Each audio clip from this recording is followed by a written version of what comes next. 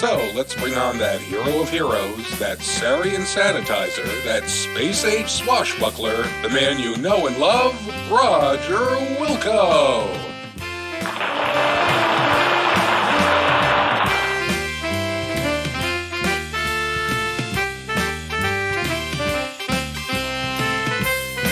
So, Roger Wilco, hero of Xenon, how goes it? Well, I just flew in from Vega 9, and boy, are my arms tired. Oh, Roger. So, tell us, how did you manage to defeat all of those nasty Sarians? Those Sarians were a piece of cake. I had no problem cleaning their clocks. Whoever planned to steal the star generator didn't know who they were messing with.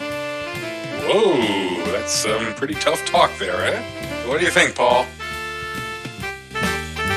Yep, pretty tough talk. Don't you worry about retribution, Roger? Revenge? Nah. I hear their leader is a real hoser. Some guy named Overhaul or U-Haul, something stupid like that. In fact, he's probably cowering in some deep dark cave somewhere. Anyway, let me tell you about the time I wrestled this spider droid.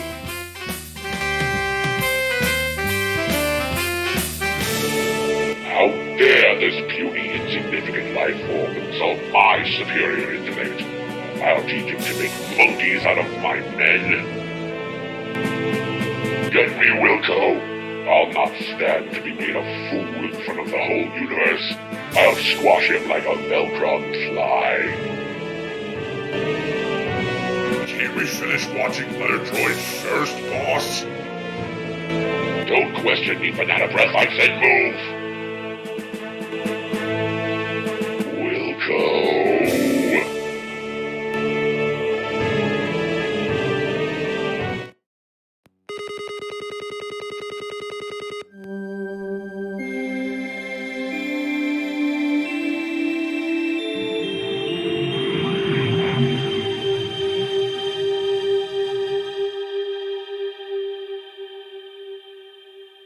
As you will recall in our last chapter, you had just foiled the Sarians' fiendish plot to rule the galaxy by using the star generator as their weapon of destruction.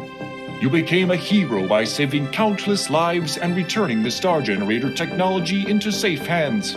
Life was beautiful.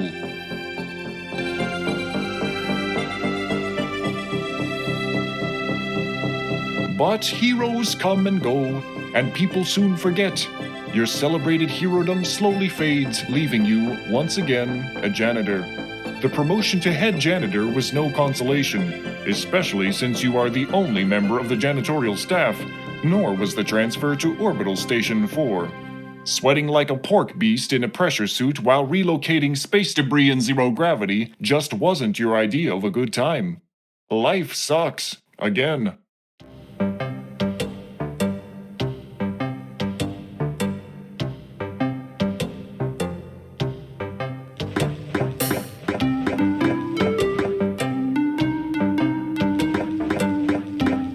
Orbital Station 4 is one of many orbiting Xenon, your home planet. It is a transfer point for travelers seeking transportation to the various planets in the Airnon system.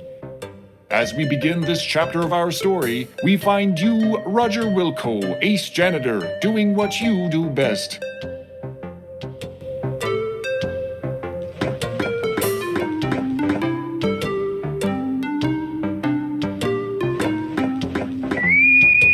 A beep emanates from your wristwatch.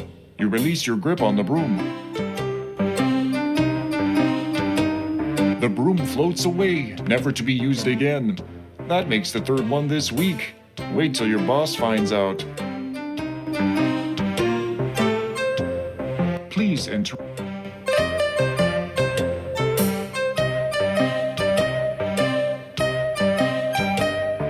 Due to an obvious lack of common sense, you have stepped off the edge, lost your magnetic grip of the ship, and drifted to your death.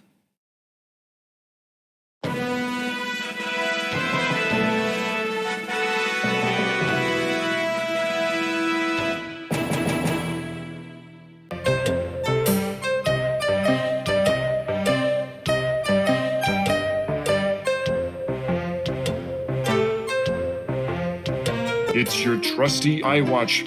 This model, the Strawberry, has many cool features. They include a communicator, a time and date readout, a calendar, and MP72 player. It also plays any format of pirated movie or holo novel. It also had some great games on it that you played while pretending to work. Unfortunately, your boss caught you playing the old remake of King's Quest 37 and removed those features. And you were right up to the part where Connor saved King Graham from near death yet again too. This button will activate your online daily horoscope. This button will tell you two important things: the temperature and the time. You've never understood the reason for the temperature. It's darn cold, that's all you need to know. Knowing the time is important in this job though. You need to know when your next break is. Pressing this button opens your iWatch communicator.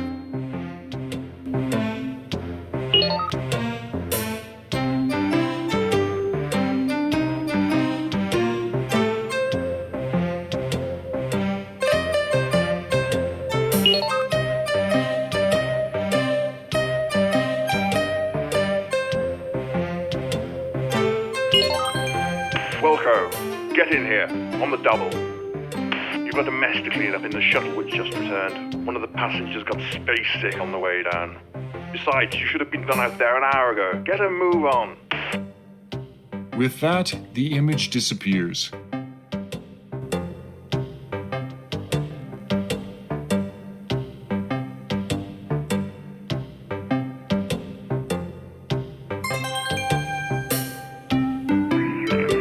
You are whisked away to the airlock chamber.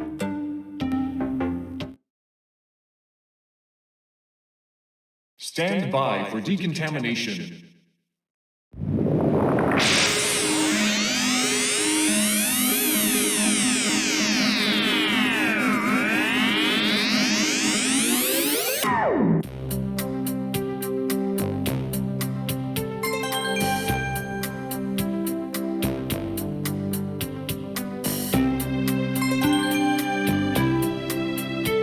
You open the only locker for which you have a combination. Phew!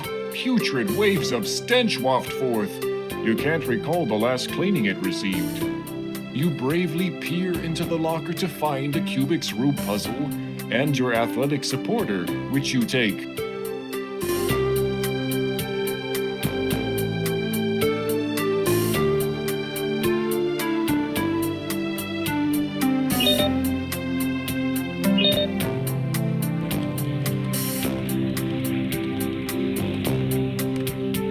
That's about time you got in here, Wilco. Head for the shuttle bay on the double. I'm warning you, you're on your last leg around here, bud.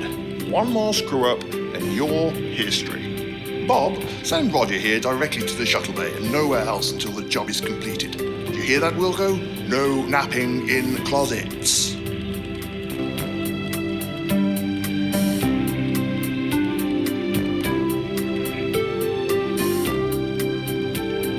It's the station's etheric beam locator. You have no idea what it's used for, but it sure does look fun. These crew people are working hard. The consoles contain much monitoring equipment, none of which you understand. This guy's name is Bob. You owe Bob money. He's a balding man, luminous veins stand in bold defiance to the planes of his temples. Funny, you think? He looked much healthier when you first came aboard. This is the engineering control panel, developed by a huge mega conglomerate which was once only a small game company. The only thing you know about it is that you need to press up, up, down, down, left, right, B, A, select, start to give the engines a full power-up.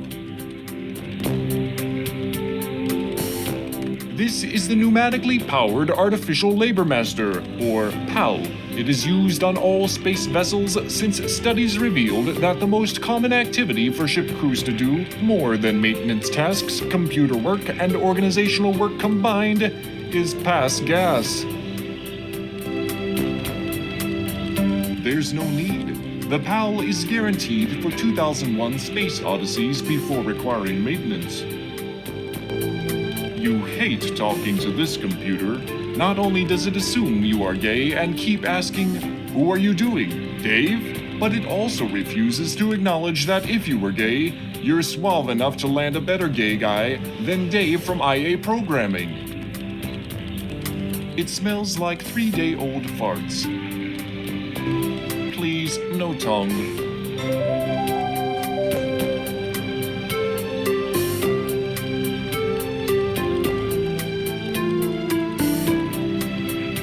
Chief's not happy with you, Roger. You better get over the shuttle bay soon. By the way, you still owe me 20 bucketloads. You'd best cough it up soon. The tube is made of plastic with the suction transportation device inside it. The physical principles involved are not unlike those which transport a spit wad through a straw.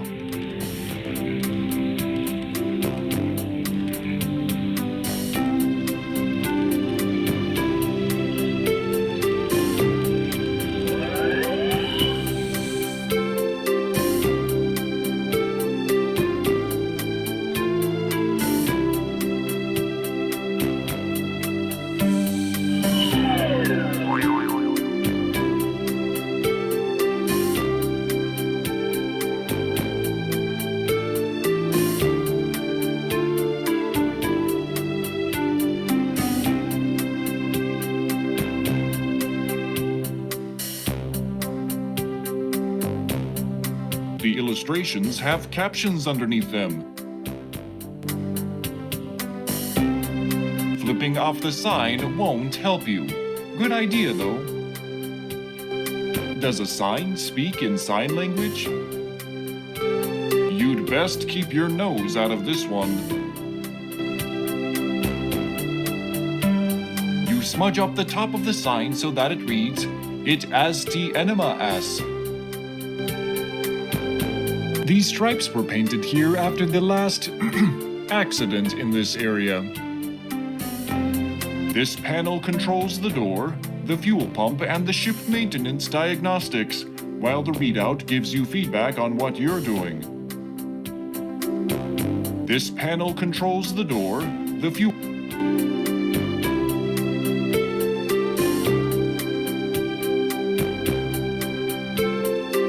Press the big button marked Shuttle Bay Door. It feels hot and the screen is turning green from the heat. This thing has seen better days.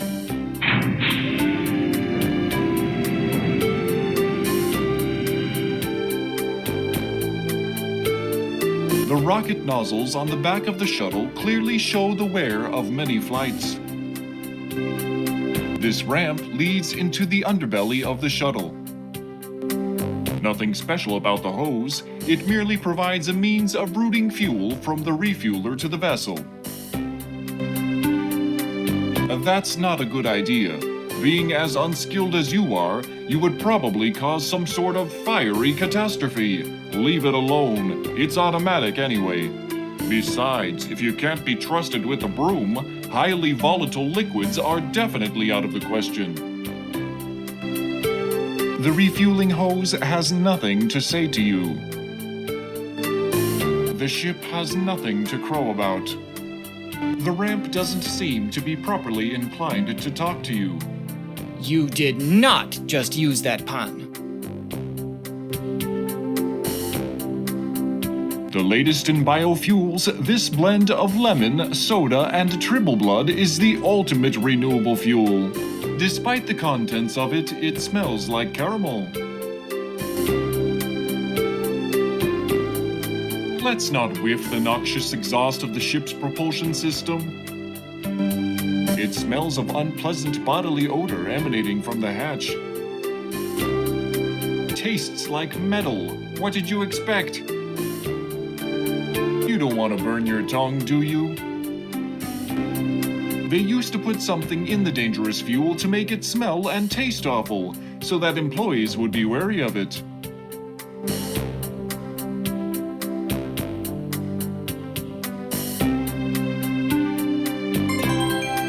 You enter the shuttle and start sniffing around for the mess you must clean. You are surprised to find that the shuttle is not empty.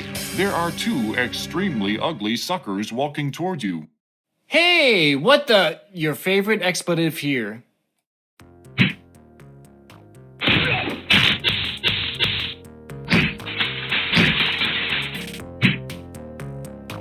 Your protest is cut short as two interstellar ruffians proceed to thump you unconscious. Everything fades.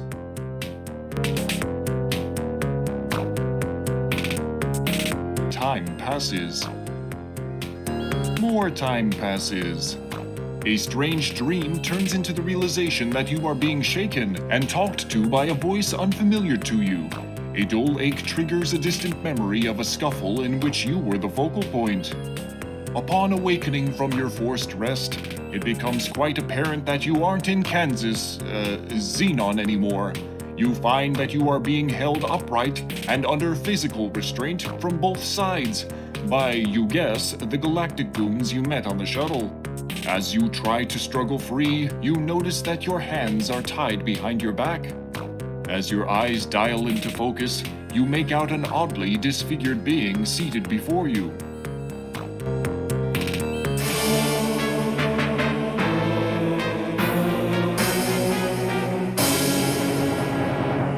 He is a sagging mass of flesh that appears to have been human at one time. Tubes and wires extend from his body, leading to machines which keep him alive. Well, did we have a nice nap? I thought we would have to resort to drastic measures to wake you. Oh well. Welcome to my humble fortress, Roger Wilco. The name's Vohaul. Sludge Vohaul. I was the genius behind the star generator when it was in its concept stages. It was to be my ultimate war weapon until some sissy-man scientist decided it would be better use saving lives rather than destroying them. What a waste of technology. Excuse me if I sound bitter. Anyway, you ruined my Sarian operation. I was going to use the star generator to make Xenon pay for what they did to me. They were going to know my wrath in a big way. You somehow managed to change all that. Oh, I suppose I should have known better than to use those mental midget Sarians. That's not the point, however. You're responsible, and you shall pay. Besides, I have another plan, and you'll not be around to foil it. I have devised a plan so horrible, so frightening, so diabolical that no one will be able to stop me. Observe my latest creation. I intend to infest your planet with thousands of these genetically engineered door-to-door life insurance salesmen. I will at last reap sweet revenge from a scientific community that mocked me. My plan was to kill you, but I've had a change of heart. Get it? He peers down at the hoses protruding from his chest, which are connected to a life support system. Forgive me. I'm a kidder. I've decided I would get much more enjoyment watching you suffer. My associates will escort you to the wonderful little planet of Labion, where you will perform many painful hours of manual labor in my mines. Be seeing you. An injection renders you unconscious. Your drugged carcass is loaded onto a shuttle. Upon reviving, you look through the viewing port to see Vohaul's massive asteroid fortress getting smaller.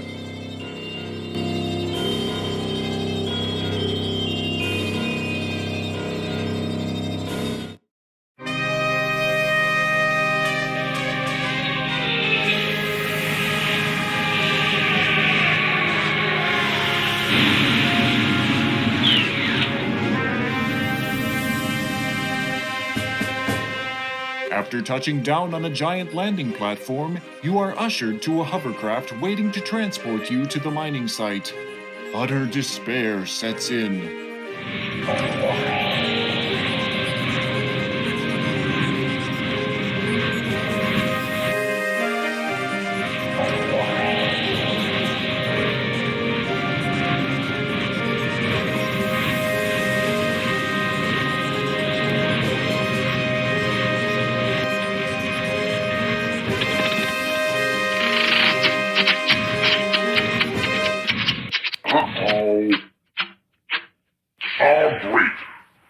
suppose we're out of fuel. Way to go, dwarf breath.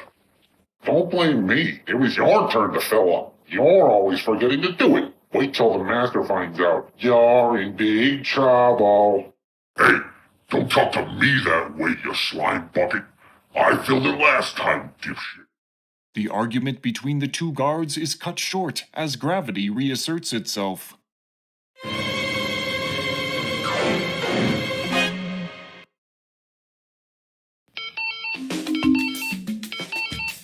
Good thing that guard broke your fall. He doesn't look too happy about it, though. You search the grotesque body and find a small, thin, magnetic card. It looks like a key card. You seem to recall seeing one somewhere in the past.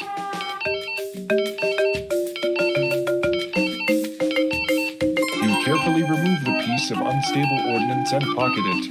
Doing so causes the high-pitched beeping to stop. For some reason, I got this sense of doom right before taking that.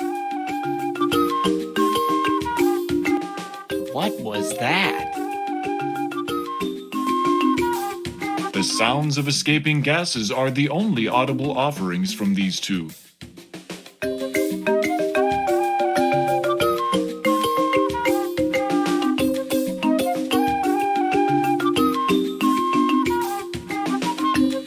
The grass doesn't bear any recent footprints. The stump stands here, severed and dead, never again to bear fruit. Two large rocks make for the only feasible sitting surfaces in the area. The trees here have an unusually smooth bark, but are otherwise very similar to the trees on your home planet.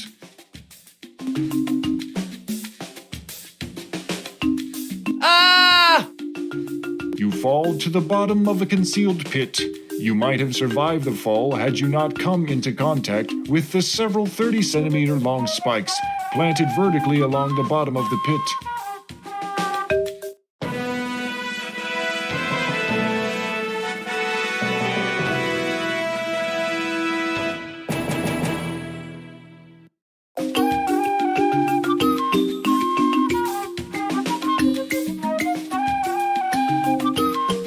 You startle a small creature. It could be a rabbit, but for its green fur and orange spots.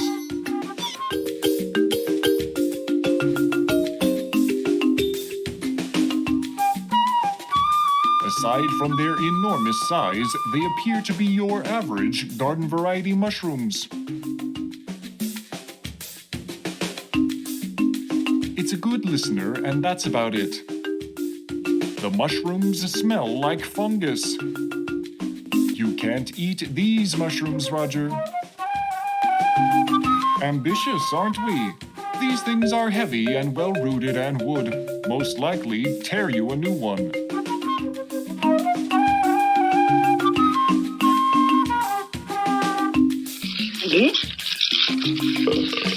Holy jeez, boy. That mushroom thing sucked you clean up. You can't move a muscle nor see a speck of light. You begin feeling waves of tingling warmth and moisture. Suddenly, it's not so bad in here. Wow, check out the colors, dude. Your body and mind enjoyed the short-lived buzz that is a side effect of the lethal poison you now marinate in. You are oblivious to the end. Not a bad way to go, actually. But it sure is early in the game. I had high hopes for you. They said, who? Roger Wilco? Not a chance. That chump won't last 20 minutes. I said, no way. Roger isn't that lame. So anyway, don't make me look stupid too.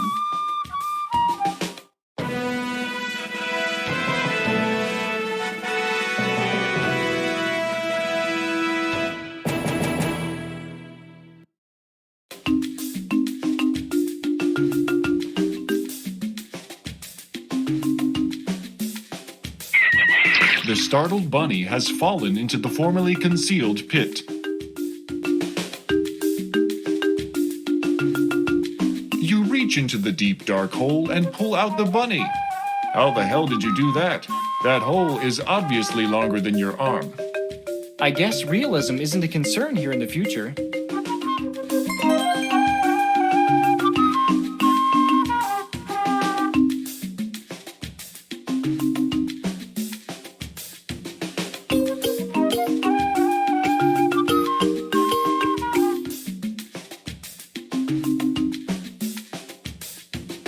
This tiny tree has not grown to nearly the height of its two brethren here, but already it shows the uniquely characteristic traits of these trees. These odd trees grow increasingly smaller in diameter, tapering to a small point at the top.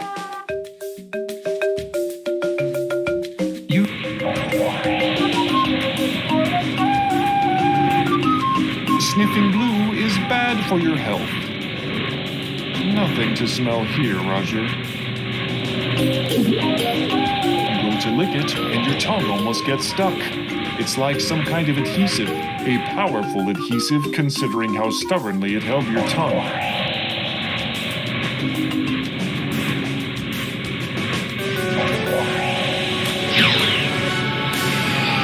Rats, Vohaul's troops have tracked you down and passed sentence for your escape. Tough luck, eh?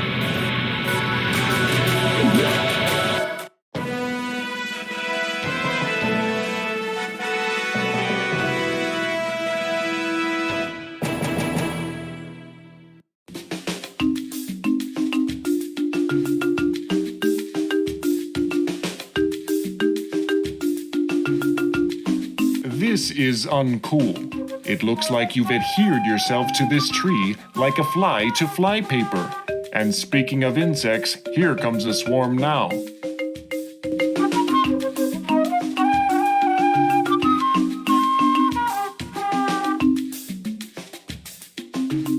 You'll be proud to know that you have filled today's nutritional requirements for many of the local carnivorous insects.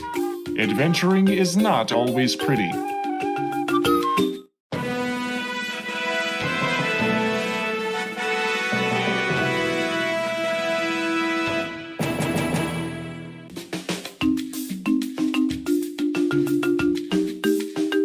You hear something. It sounds not unlike the hovercraft you wrecked it.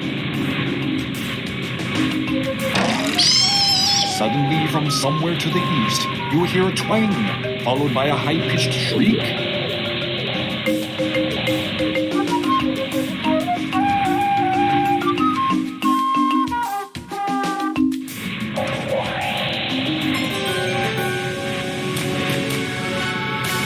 Woof, that was a tense moment. Vohaul's thug failed to spot you and is off to search elsewhere. These bushes grow in great density to the east.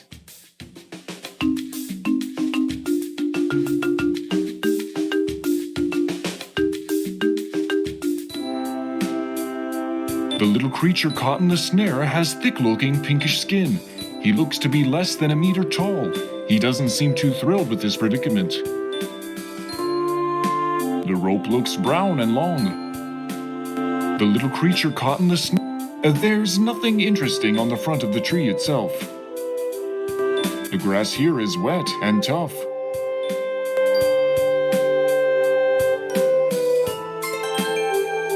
You quickly untie the little guy.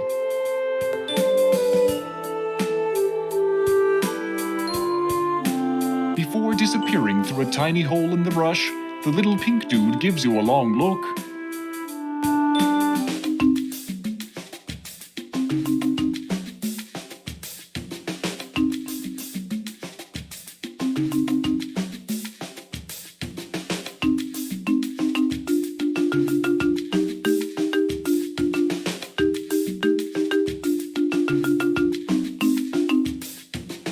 The mailbox looks typical for a mailbox. There is a slot, a tray, and a sign. The sign says Radical Express, when it totally no doubt for sure has to be there a while previously. This big old tree has grown in such a way that its leaves provide a canopy for you to walk under. I wanna rock and roll all night and party every day. The alien foliage stretches out well beyond your field of vision. Perhaps you'll have time to play Tarzan in the jungle after you foil Vohaul. You can't pick up the boulder. I mean, seriously, Roger, where do you think you're going to put it? You try to talk to it, but it must be a hippie rock. It's so stoned it doesn't even respond to you. If there are any Ewoks in the jungle looking to rescue me, don't. You have a one-sided conversation that leaves you feeling as if no one was listening to you at all. Though the computer in the mail transporter is capable of talking to you, it is programmed to act like a well-trained mail technician, and so is not very helpful. Thanks to super advances in technology, mail transporters have the capacity to smell like anything. In fact, for a short period of time, they smelled exactly like what was decided by an intergalactic consortium to be the most fantastic fragrance in the known universe. The mailboxes were so popular that people would schedule their days around using the mail, and running to the mailboxes became the most desired menial task in all offices around the 15 civilized galaxies. Unfortunately, the resulting increase in mail flow caused a catastrophic slowdown in mail services. When they contacted the great blue bureaucrat about increasing the resources of the intergalactic mail, he uttered 3 guttural noises from his posterior. Those noises translated into the words, "This is further proof that making the customer happy is nothing but a dangerous disruption to business." Confused by this declaration at first, it was eventually decided that the only sensible course of action was to remove the amazing fragrance from all mail transporters. Since then, they have all smelled vaguely of either annoyed impatience, bloated bureaucracy, or sandalwood. You put your nose against the rock. Nope, you don't get any further toward your goal. Must not be a grindstone. Any vague sense in the distance would be overpowered by the sweet-smelling grass. You whistle out in the distance for help. Then you begin to fear that the guards who are out to kill you heard the noise. You detect the subtle flavors of mold, insect droppings, out-of-place technology, and impending doom. Tastes a bit like Dagobah. You hope you don't catch midichlorians. Those things are a pain to get rid of. Though the intergalactic post office slogan is, in fact, "If you don't like it, bite me," you doubt they meant it literally.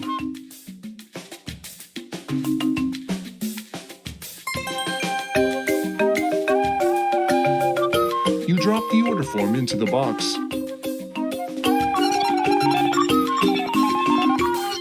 The mailbox hums and buzzes for a while.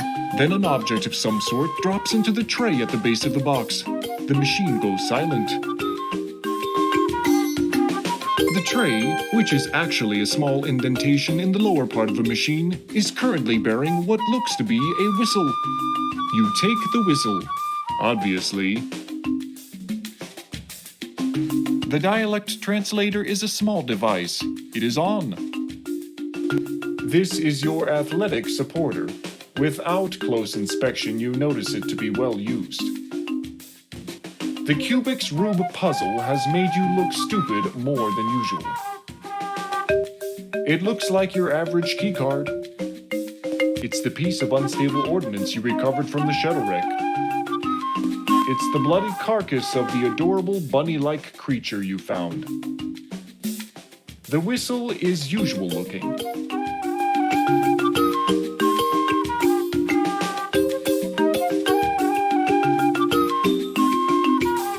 Thanks to some fancy footwork, you are now picking yourself up off the ground after surviving a fall down a small cliff. The spores are light blue and bulb-shaped.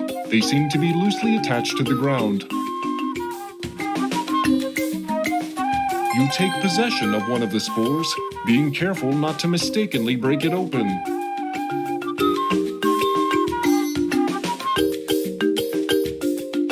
You seem to have kicked one of the strange little spores.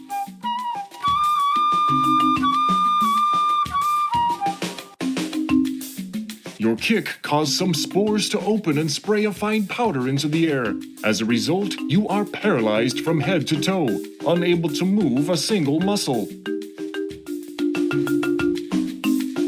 Due to paralysis, you are only capable of displacing air.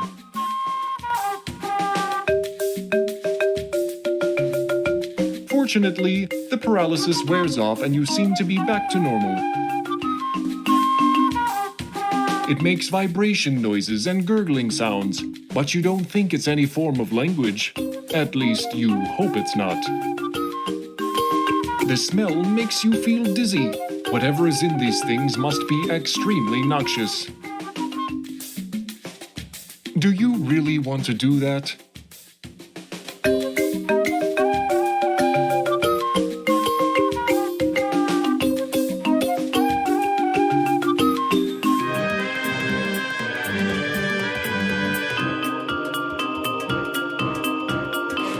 You can see a little guy across the clearing picking some sort of berries from a bush. You startle the odd little pink dude, causing him to bolt into the underbrush.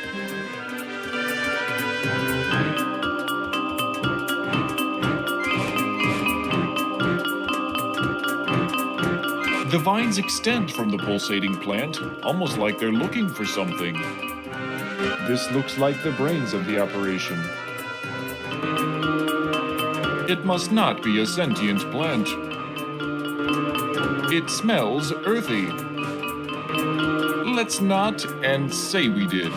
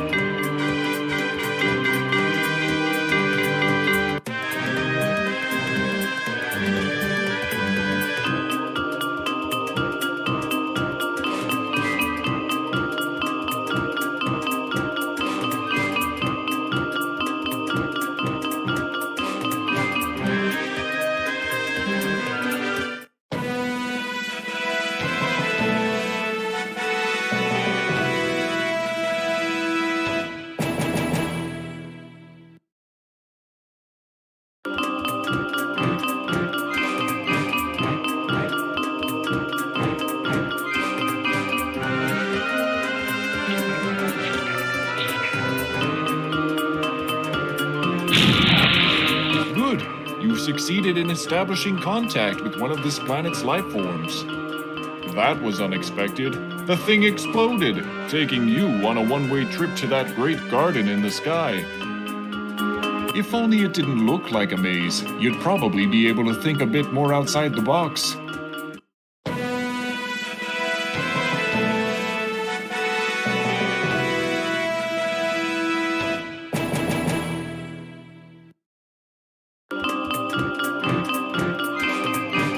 It's the piece of unstable ordnance you recovered from the shuttle wreck.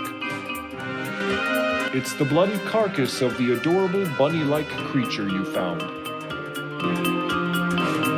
You shove the unstable ordnance up a readily available orifice of the dead creature. You're a sick man, Roger. It's a loaded bunny.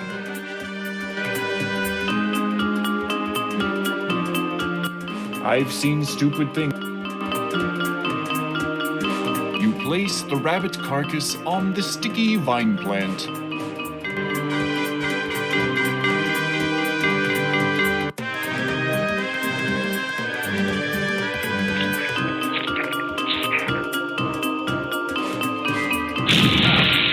Nothing like a good explosion to brighten up your day.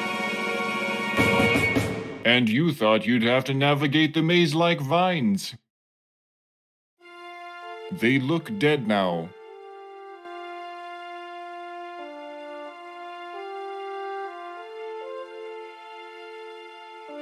You see large, plump berries on the bank of bushes in this field. These bushes look ordinary, bearing no fruit and riddled with barbs. A cursory search of the bushes reveals nothing.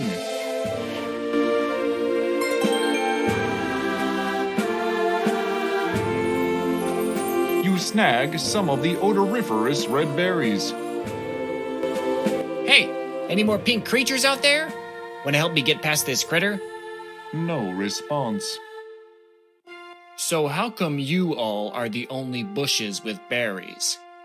No response. The berries hanging on the bush look quite juicy and smell very pungent. Whatever smells this bush has is overpowered by the overpowering aroma of the berries on the bush in the center. Even if you did find something to eat in these bushes, you wouldn't want to. Ugh, you spit it up immediately. Nothing living could stand to have something this awful in its mouth.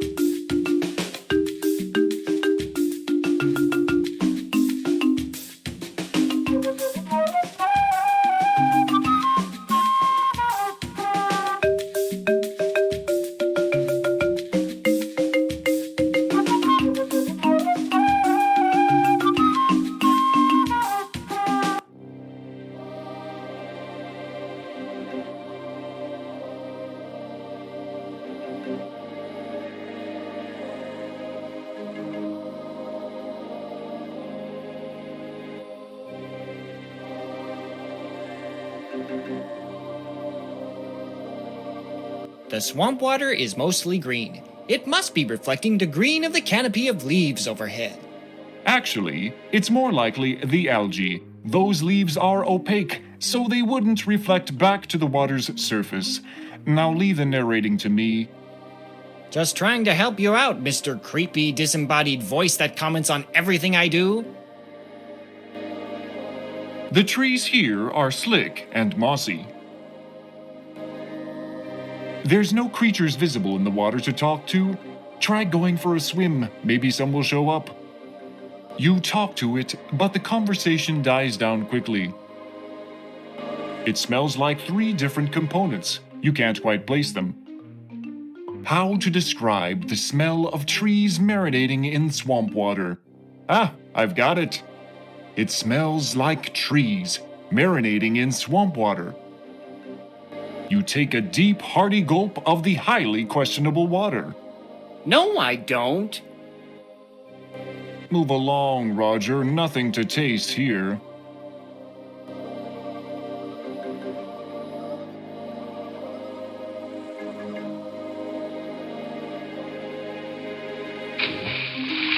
Yuck.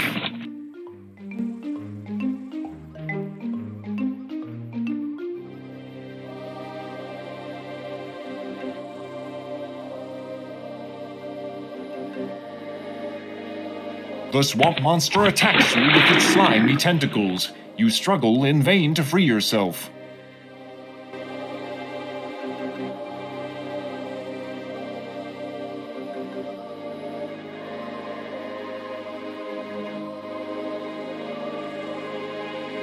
You're dead. Better luck next time, Roger.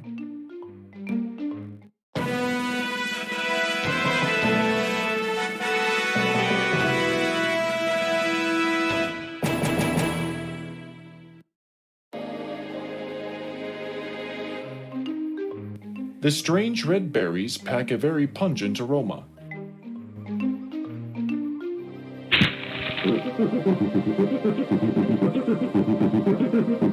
You rub the berries all over your body. Now you smell like a walking ammonia inhalant.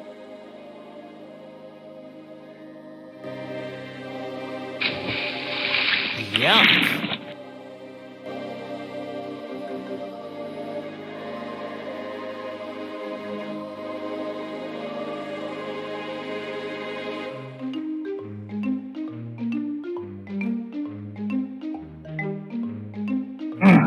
The swamp monster attacks you with its slimy tentacles. Almost as suddenly, it spits you back out. You distinctly hear the sounds of aquatic gagging and retching. Evidently, you had a bad aftertaste from the berries.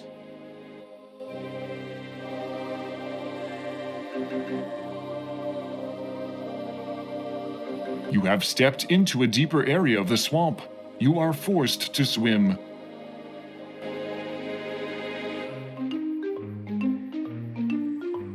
I'll get naked if you get naked. You go first.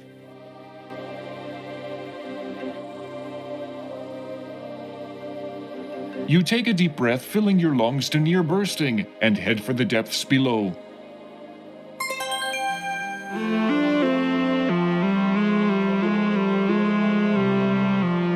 To your amazement, you find yourself in an underwater cavern. The water is much cleaner here than in the swamp above. A natural tunnel descends into the water and down to the west. Galurp, lurp, de terp schlip? Close your mouth and swim, Jacques Cousteau. The amount of bad that you managed to pack into that idea is nothing short of impressive. You gulp some of the water. Blech!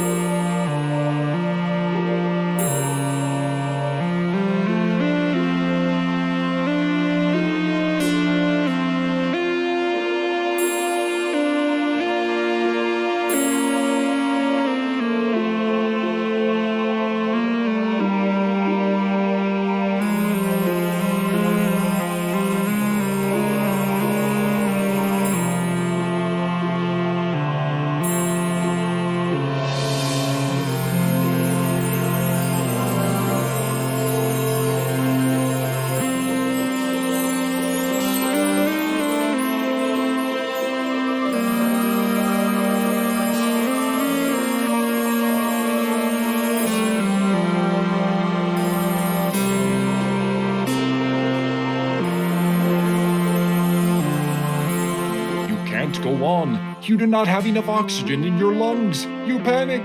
The need for oxygen causes you to become irrational.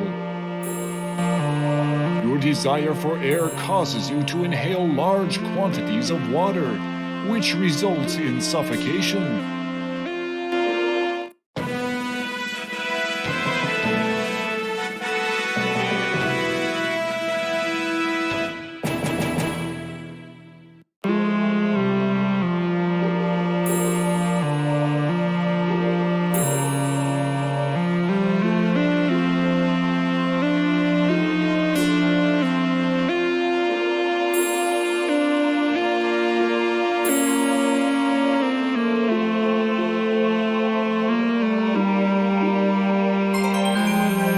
The cave walls look to be made of rock. A small boulder with a glowing gem resting on it sits in this air pocket cavern.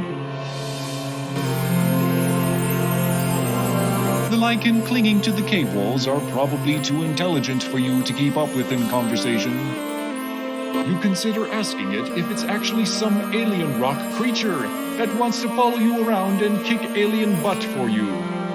Then you decide to lay off the cartoons. It smells like lichen. You're sure that it doesn't smell significant. It smells... tastes like moss.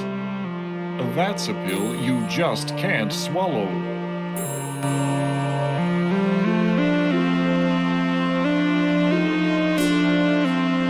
You take the glowing gem. Once again, you wisely take in a load of air and head below.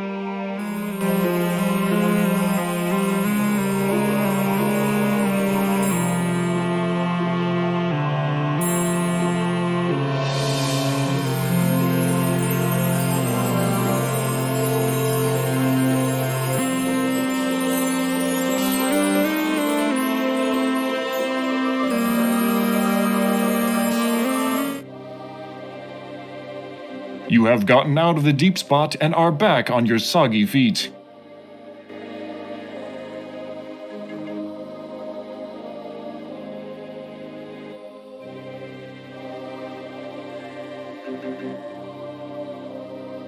This path leads uphill and away from the swamp.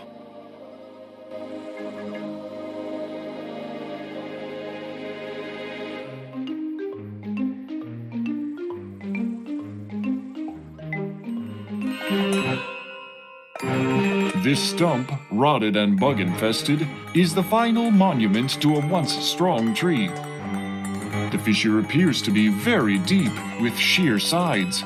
You can make out no detail as it darkens toward the bottom. You are in a lightly forested area. A large fissure nearby seems to lead straight down. Darkening hues of magenta warn you of the impending nightfall. Reach for the sky some other time.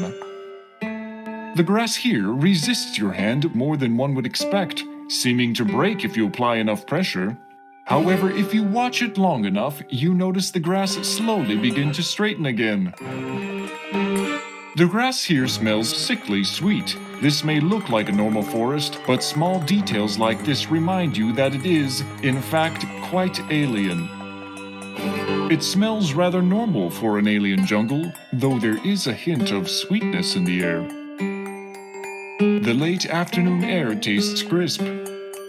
No thanks, you're not a vegetarian. Exhaling on the grass causes it to lean toward the force of the wind you created, though you do not know why. You yell to the heavens. As usual, you get no response.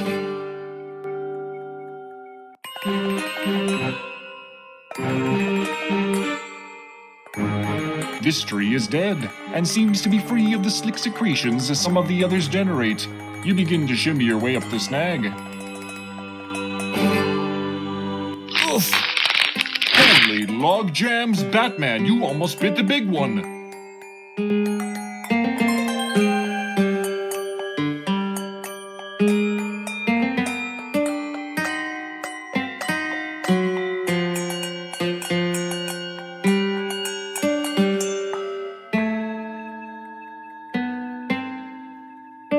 The darkening, multicolored hues in the sky suggest some unusual gases in the atmosphere. It wasn't me. The trees here are much straighter than most others in the forest. No molesting the trees, weirdo. You spend 5 minutes trying to grab the sky, then the next 10 minutes feeling stupid. Roger in the sky with diamonds. Do you know where I could get a nice piece of fruit? Maybe some nuts? No response, Nutbar. That idea stinks. You don't smell anything special. The air tastes crisp. How hungry can you possibly be? No, you won't eat the tree.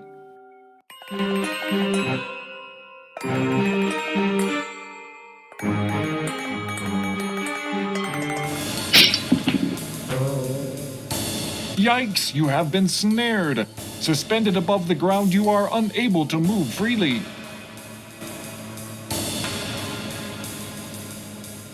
After a while, the cerebral fireworks begin. Capillaries begin to burst under the strain. You pass out. Once again, time passes. And then, some more time passes. While unconscious, you have the strangest of dreams.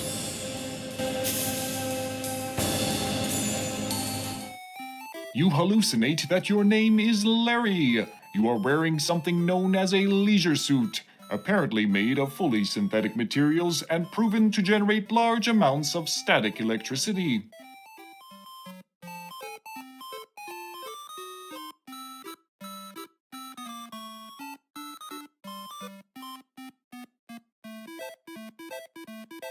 While prowling a locale known as the Land of the Lounge Lizards, you spend your time badgering women of the area to participate in bizarre mating rituals such as... Just then, consciousness begins to creep in.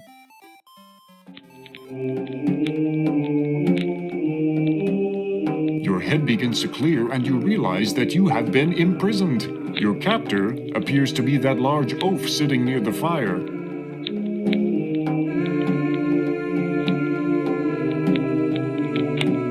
A skeleton hangs near the cage, a good indicator that this creature does not want you for your janitorial skills.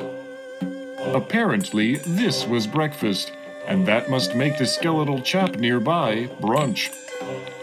You can't see inside the hole in the tree. But this is an adventure game. There's gotta be something cool in there. No, there doesn't. A rope hangs from the large tree. These creatures are genetically bred, rigorously trained to subdue the most threatening creatures in the universe, and he has captured you. He looks a little embarrassed about it. In the center, a campfire burns. One has to wonder about the purpose of a fire during a warm day such as this. These creatures are genetic. The cage is made of some very hard branches. Or are they bones? They might as well be welded steel bars. The cave has been fitted with bars, making it a perfect place to put captives. Or to store lunch. You make a heroic attempt at bending the branches that make up your cage. Then you heroically rub your sore muscles and whimper for a short while. Hey, buddy. Any chance of parole in this place? No response. Open up and let me out! No response.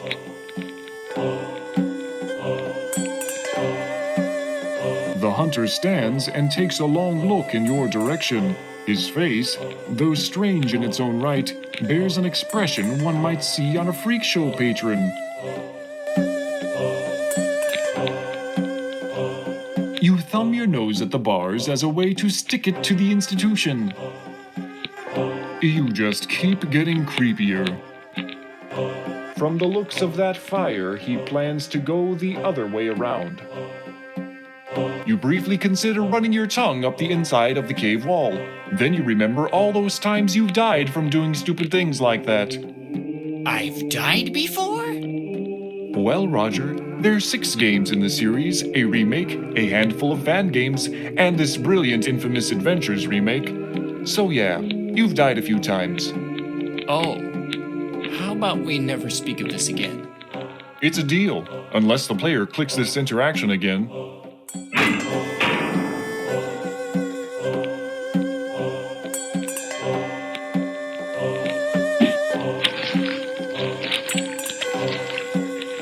The hunter has decided that it's a perfect day for a barbecue.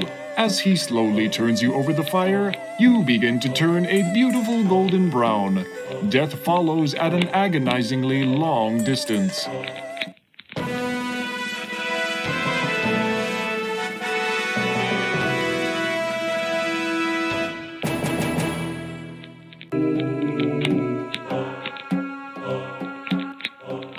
Hi.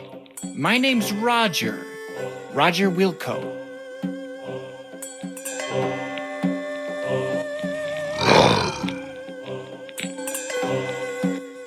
There's, obviously been some mistake here.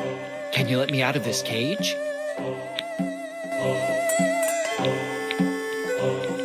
The hunter stands and takes a long look in your direction. His face, though strange in its own right,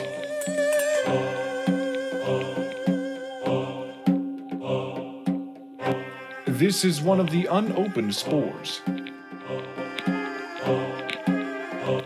I've seen stupid things. Spock would...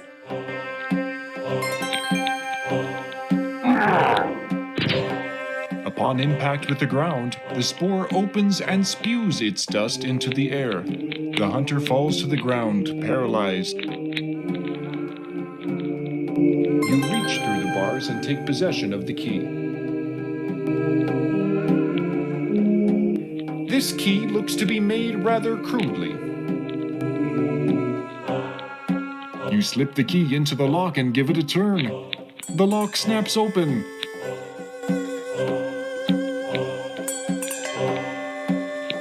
You grab the rope. The hunter has laid his ass on that a lot of times. Don't smell it. And before you try it, don't lick it either. The hunter has had his ass on that a lot of times. Don't lick it.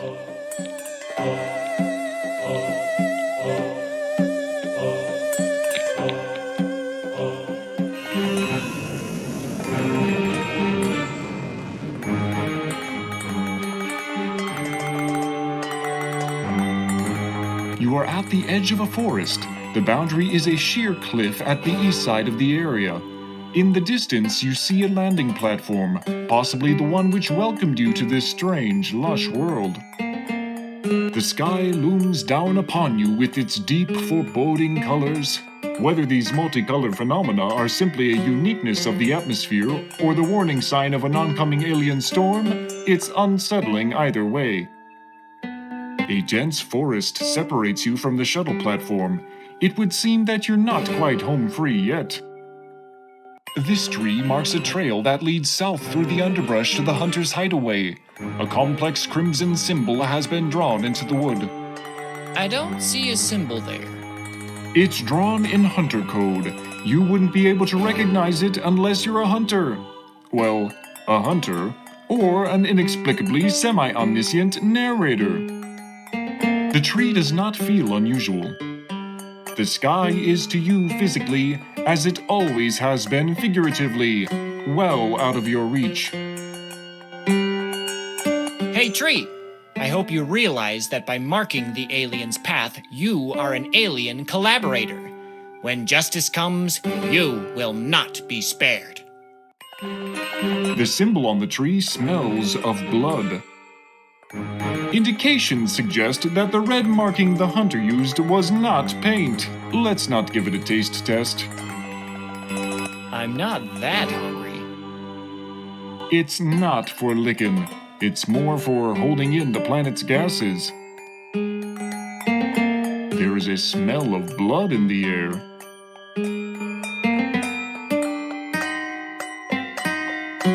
You don't look so tall from where I'm standing. Hey, platform, can you make me some shoes? No response. Besides, that fad is dead. Be thankful. Hi, Sky. Feeling spry? No reply, guy. Drats, Vohaul's troops have tracked you down and passed sentence for your escape. Tough luck, eh?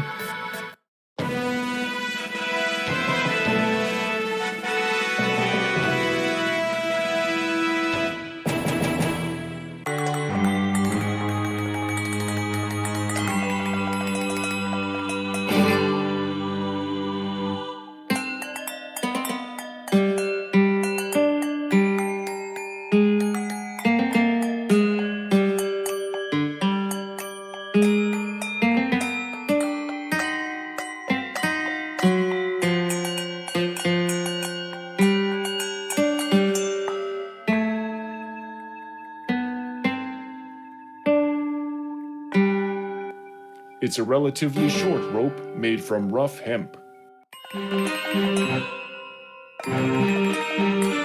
Gripping firmly with your legs, you tie the rope to the middle of the makeshift bridge.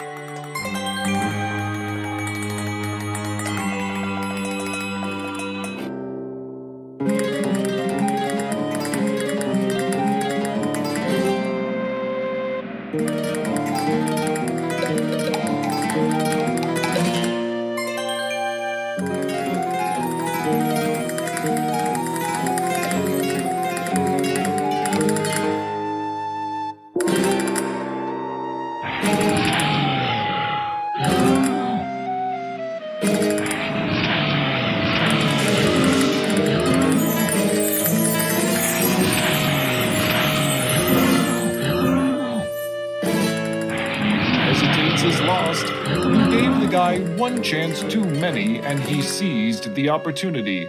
Not to mention you. You are consumed in 2 quick bites.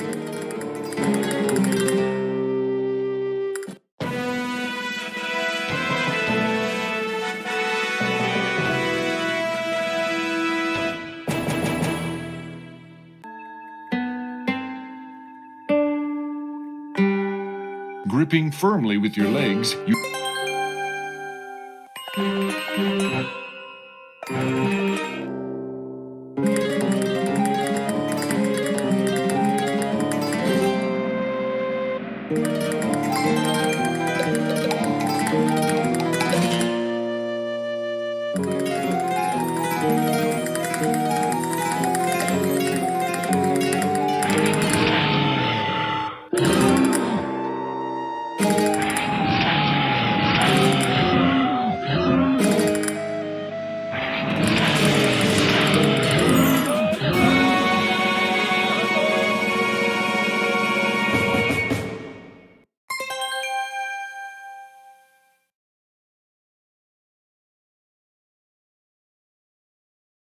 It's so hard to treat you seriously when you walk off a perfectly obvious ledge like that. Come on, there's plenty more imaginative death scenes later in the game.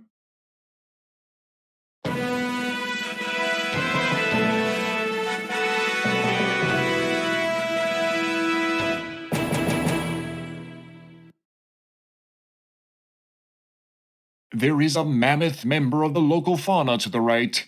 It looks to be in need of constant nourishment, hence the look being cast at you.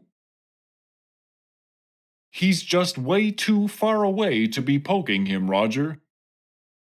Hey, buddy, I've gotten a bit fat and cheese-filled from my pampered space station lifestyle. Can you give me a hand?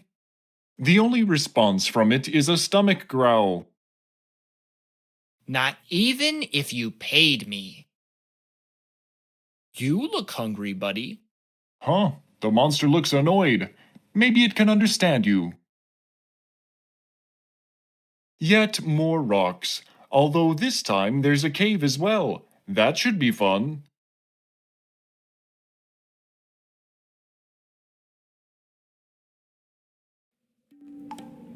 The encroaching darkness chokes off all light around you. Could you possibly make that statement sound more ominous? Maybe. That was just off the top of my head. How about this? The icy grip of darkness wraps you in an unyielding embrace, cutting you off from the light of safety. That better? I suddenly have a need for my security blanket. Really? Do you really have a security blanket? Or are you just trying to make me feel better? I do. Just a little one. You feel around in the darkness. The only thing your hand touches is cold, clammy dirt. Any weird alien monsters waiting to screw me over in here? It's okay, Roger. Just walk through the dark to doom. What did you say about walking through this darkness?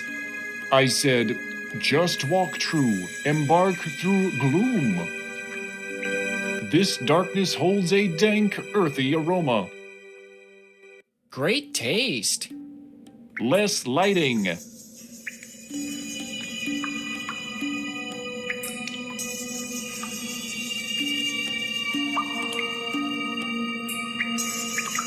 You hear the sound of many small, scratchy footsteps moving towards you. Ow! Gnash, growl, crunch, snap.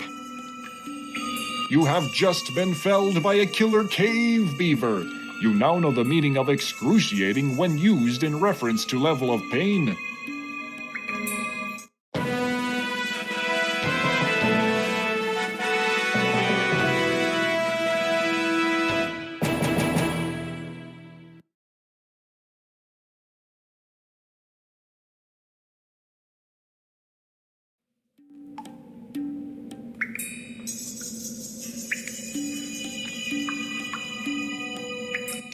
The glowing gem provides a gentle illumination. You take out the gem and hold it in your palm. The room is illuminated by its glow. You hear a small shriek and the sound of many footsteps moving away from you.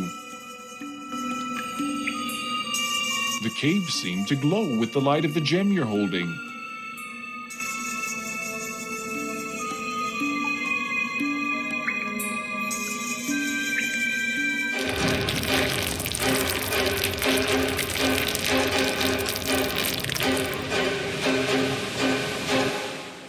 The ground below your feet disappears. You tumble down through the darkness.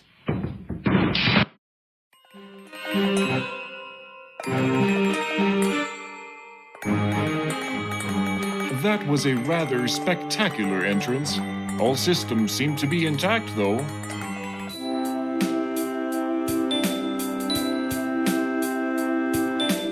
The dwellers mumble something. Your translator responds.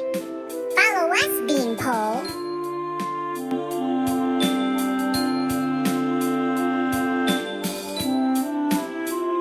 Got it.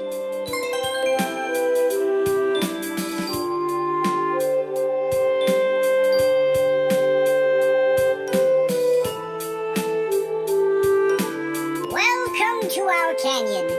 You look to be from out of town. On behalf of all of us, I would like to thank you for saving our compadre from the hunters. You are welcome to stay in the canyon as long as you like.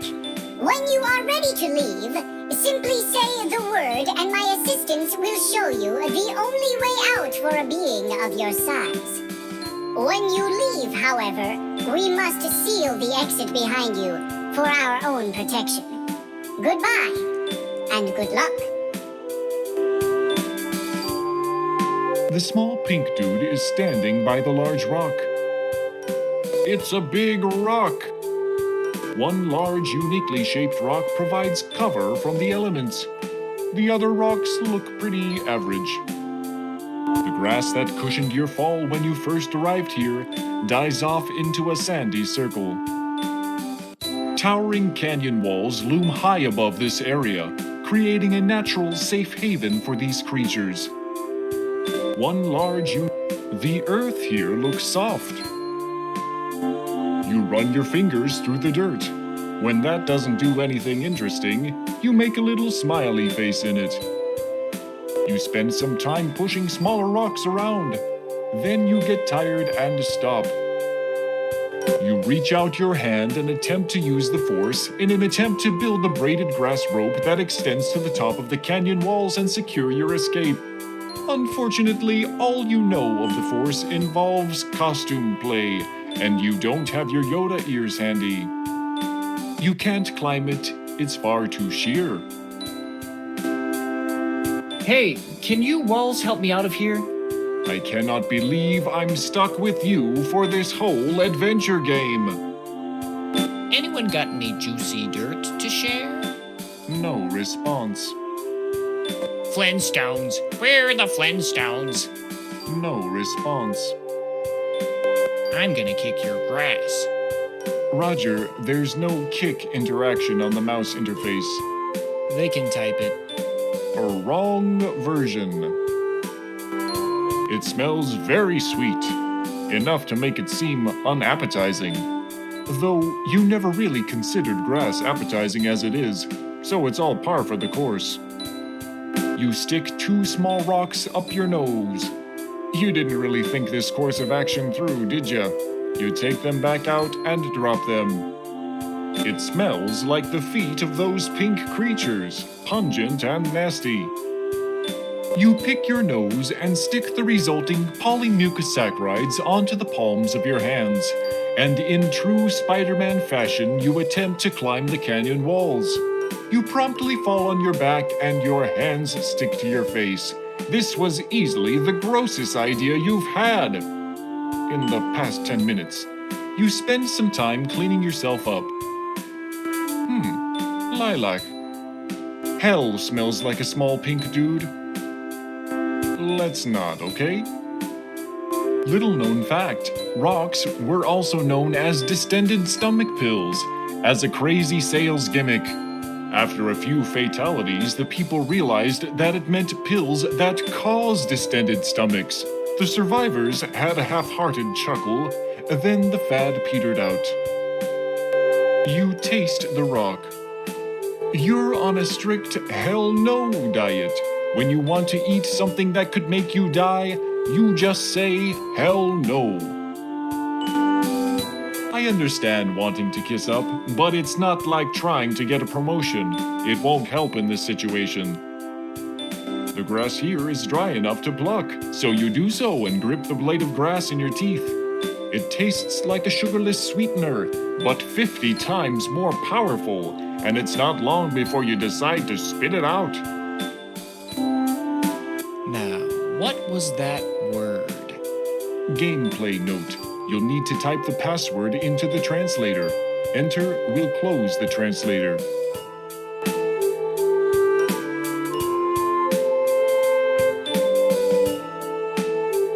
The word.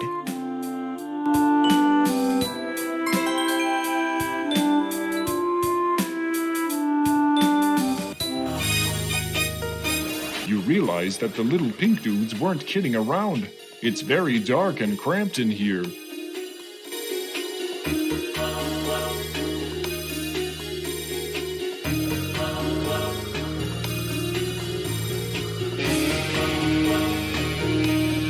nothing.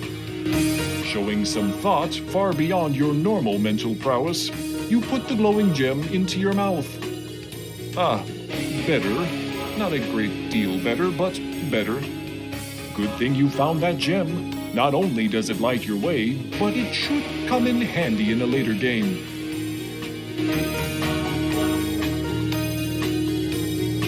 The dark corridors have some kind of sticky ooze on them. This doesn't seem to be the kind of place you should hang around in for any longer than necessary.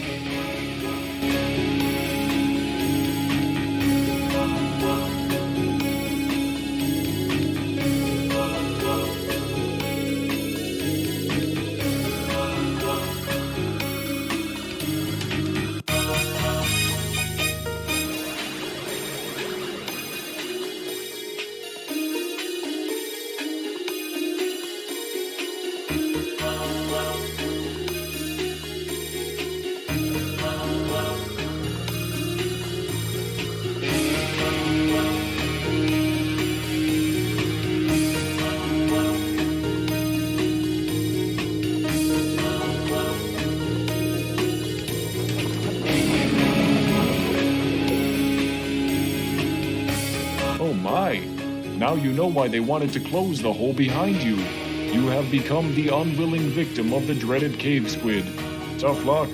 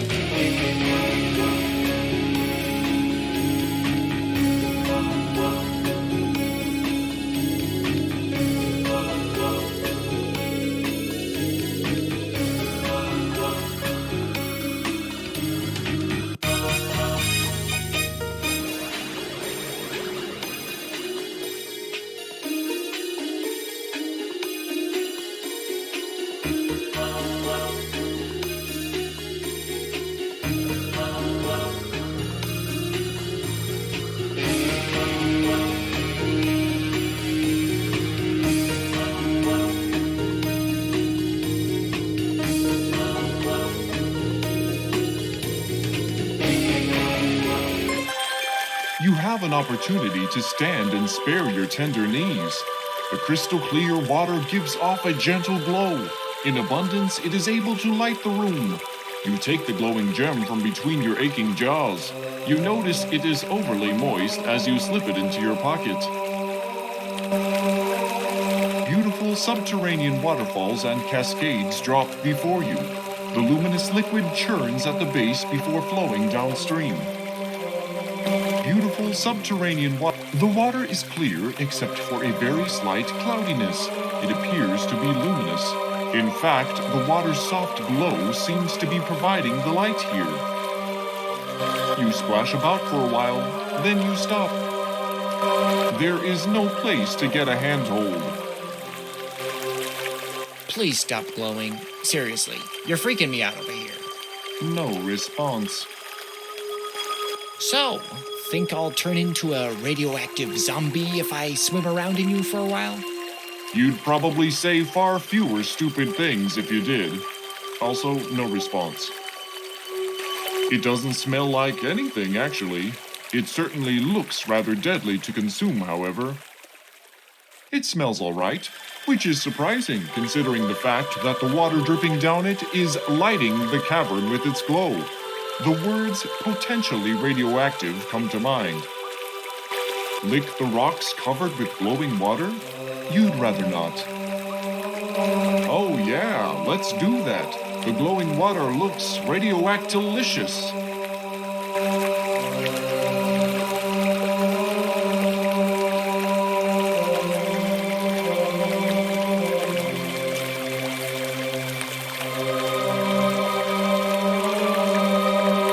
The water glows as it did when you first came here. This seems to be a natural underground waterway.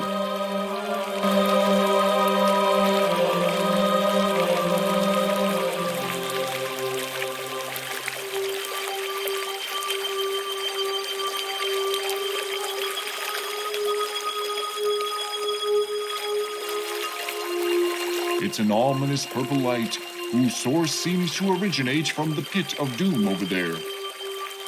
I think it is hoping to grab you already, so just give it time, Roger. Can someone down there play Stairway to Heaven for me? Smells a bit like sulfur, and you can hear the sounds of orchestrated heavy metal blaring down there. Oh, you're gonna get a taste of it soon enough, I think.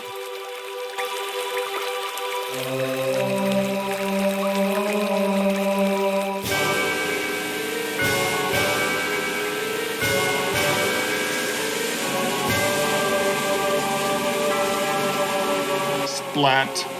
After caroming off a pair of rock outcroppings, you find a final resting place at the base of the falls.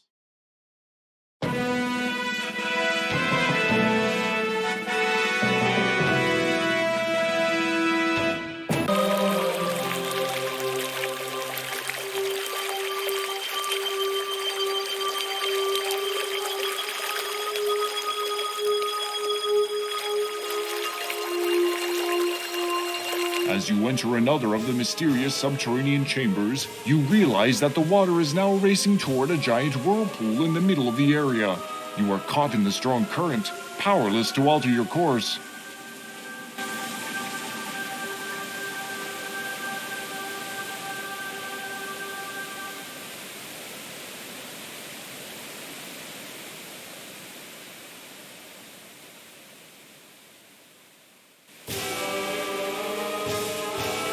Your body is sucked down until finally you are able to resist no more and must yield to the overwhelming force.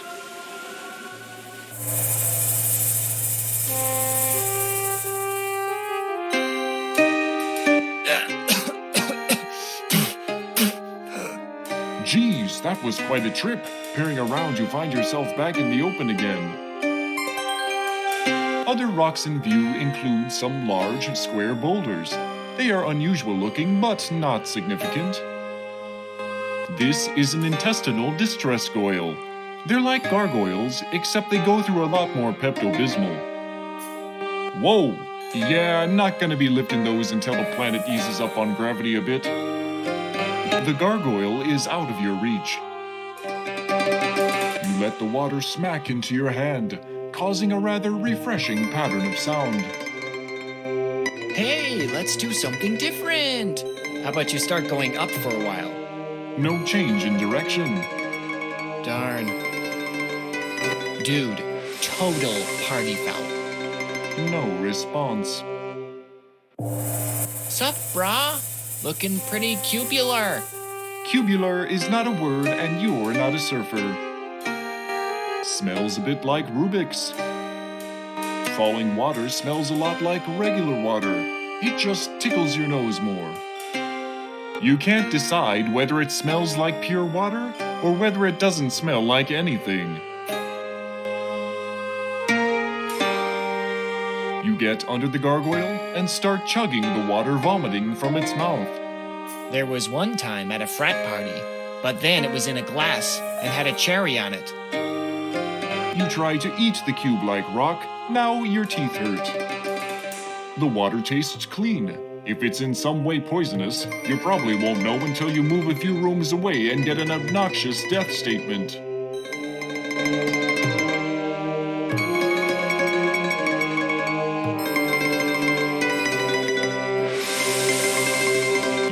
some writing on one of the leftmost boulders. The writing says, "Beware, Labian Terra Beast Zone, use extreme caution." It's like a bush, but mushroom things are growing out of it. I guess it's a bushroom. You can't do that while in the water.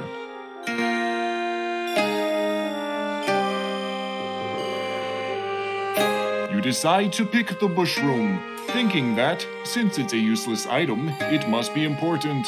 However, the user interface won't respond to your request, no matter how you go about it, so you conclude it's just a prop. Seeing that many of these rocks have been split at the middle, you decide to open and close them to give the illusion of talking. Soon you find yourself imagining up a soap opera called Keystones of My Heart. Which came first, the mushroom or the bush? No response. Hey, can one of you rocks move aside so I can get to that launch pad in the background? No response. Hey, landing platform. Can you come over here so that I can ascend you and escape? No response. Smells like portobello. The rocks here smell an awful lot like rocks. Your nose doesn't stretch that far, Pinocchio. You're about to nibble from the bushroom, thinking maybe it's like Quest for Glory. But then you realize that the hero died if he ate too many, so you think the better of it. Back off, Rock Licker. Come on, just one more lick. Papa needs his happy time. To get a taste of freedom, first you have to get to the landing pad, and then off this planet.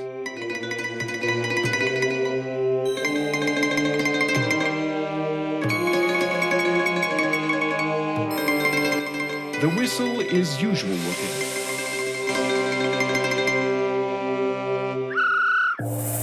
You give the whistle a toot.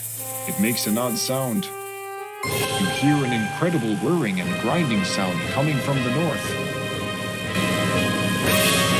Suddenly, a Labian terror beast buzzes into the room like a tornado. He looks like he could do as much damage. He's almost cute. He doesn't seem to be interested in an intellectual conversation.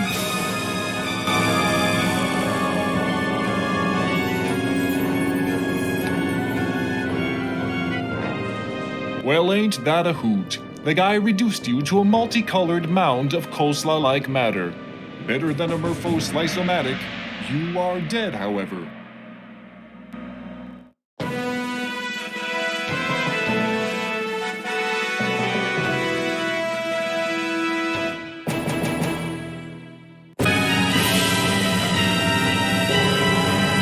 The Cubic's ruled puzzle has made you look stupid more than usual.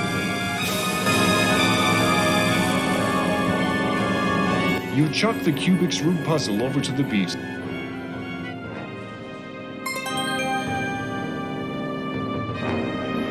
The beast appears interested in your offering. Curiosity gets the better of him and he reaches down for it. He seems quite perplexed by the puzzling plastic polyhedron. He's almost cute. With the speed which he ripped through that rock, maybe touching him isn't such a good idea. You don't want to get close enough to smell him. You'd get a hairball. It's all that's left of the rock after the terror beast came through. You notice some writing on one of the leftmost. The writing said, "Your furry pal has created a nice, albeit short, doorway through the rock."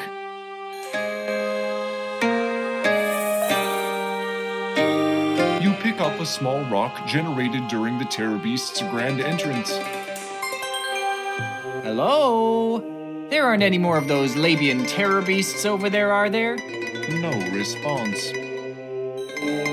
The rocks here smell an awful lot like rocks. I think I just inhaled rock dust. The air has no distinct taste. I guess you will just have to go through the tunnel to find out what's on the other side. Back off, Rock Licker. Come on.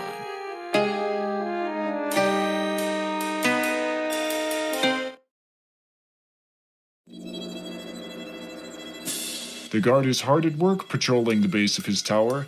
It must be a really boring job, like beta testing. It's a catwalk, though you find that most often it's made for people rather than cats to walk on, except for Furry Prime. There, genetically modified cat people use them most often. The dirt looks to have been trod by countless boots. It's that uppy downy thing that takes me to the top of things.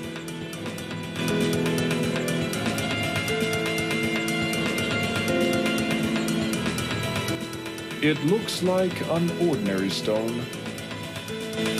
This is your athletic supporter. Without close inspection, you notice it to be well used. You're so clever, Roger. You created a slingshot. You're so clever.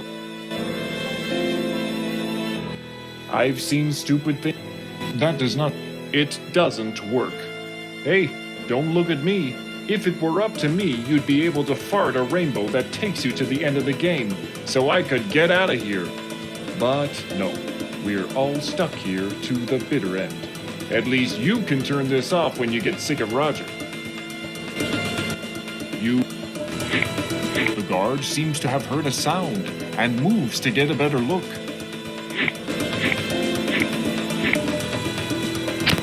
You cleverly use the athletic supporter to sling the rock at the guard. It makes serious contact with the side of his head. We like the way you think. He drops like a lead parakeet. The right thud of impact is momentarily sickening. He is perfectly still. Let's see that again. This time, let's look at it closer.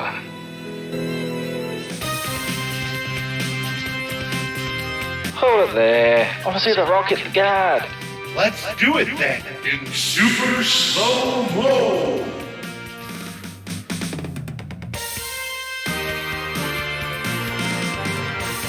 Now that is more like it. Did you see that, Bloodfly? Heck yeah. You're one sick mofo, Clytus. You're one sick mofo, Blackthorn. It's the remains of the guard you killed.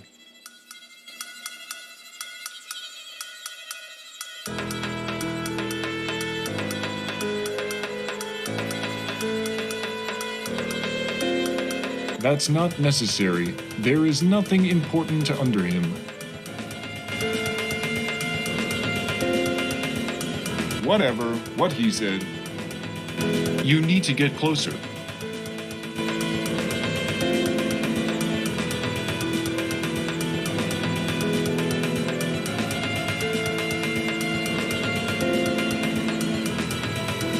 The elevator is nothing special to look at. There is a keycard slot to the side of it.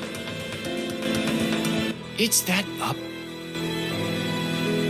The visible means of opening this door appears to be a keycard slot. The elevator door doesn't respond to voice commands. The door smells like a cheap He-Man figure. No thanks.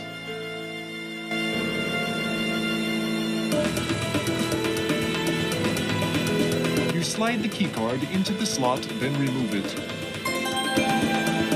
As soon as the elevator door closes behind you, the platform on which you rest begins to rise.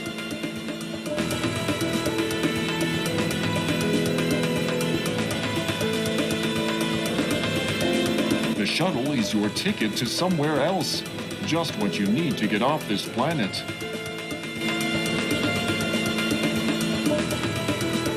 You climb into the shuttle through the rear entrance.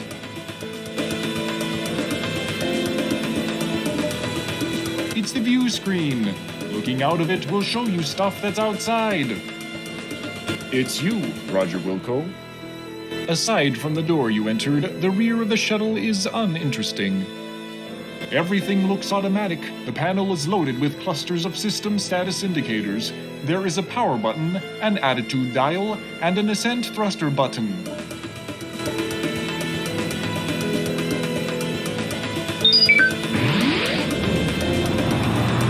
The shuttle begins to vibrate as the ascent thrusters ignite. Because you are terminally weak above your shoulders, you guide the ship into the ground.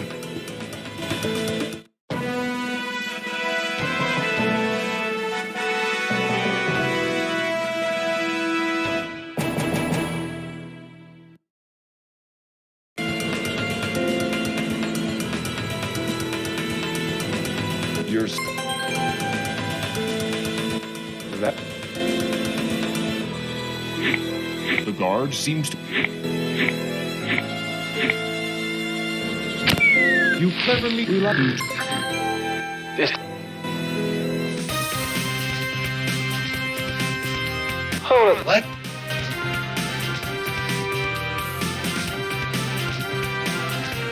Now that... Heck, you...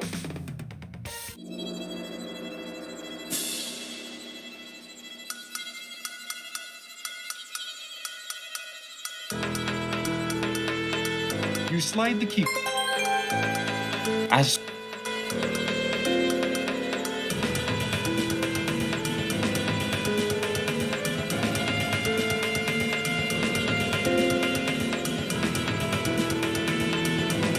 you climb into the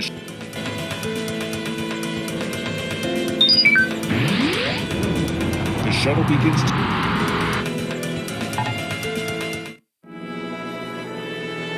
You feel the ship begin to lift off.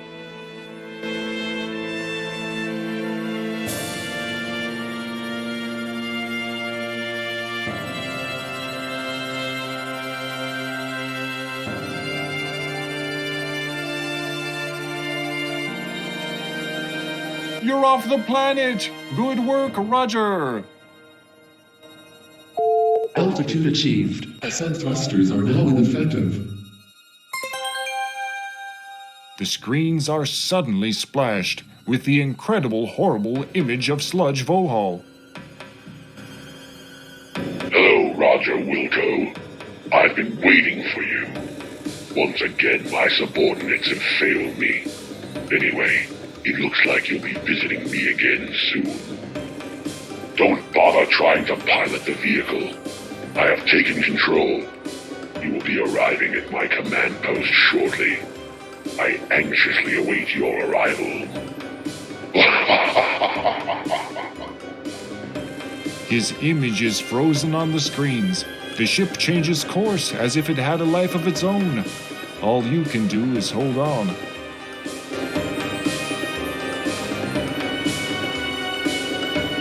Through the window, you see your apparent destination, Vohaul's asteroid.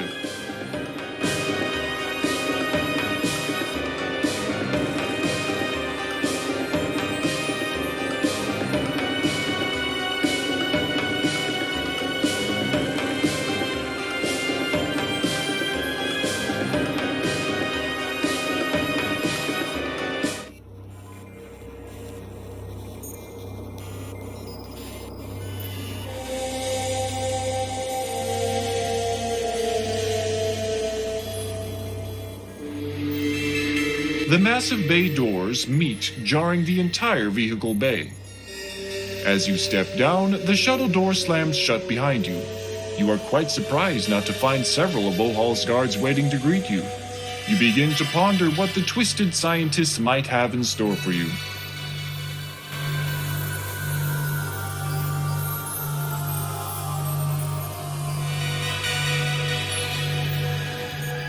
Sleek, modern, evil space layer design, nifty.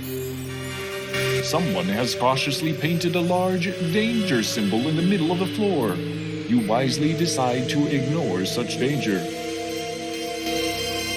The floors are a metallic-looking color. It serves its purpose. Those are some large doors. If you opened them, you'd break on through to the other side. The danger symbol is painted on. You can't remove it. Open! They're not voice-activated, Roger. Oh, well that sucks. What sort of game is this? A genuine 1992 knockoff, Roger. The danger sign doesn't talk back to you. The yellow stripes smell like bananas. You lick the yellow sections. Tastes like bananas. You decide against licking the black sections.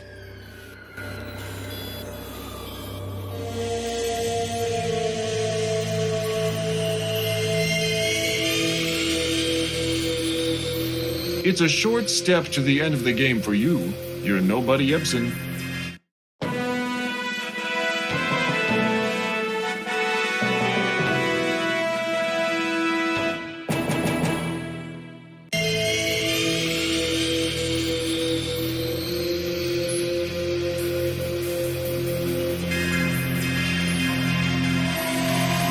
This is a transporter tube.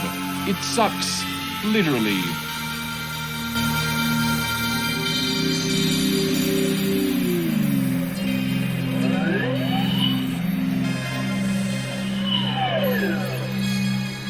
You have the funny feeling you're being watched. The wall reads level 4, and you find 3 tubes leading away from this area. 2 of the tubes lead to hallways deeper in, and 1 smaller one can transport you to other floors. The camera seems to be staring at you. You say something rude, hoping that whoever is watching you can read lips.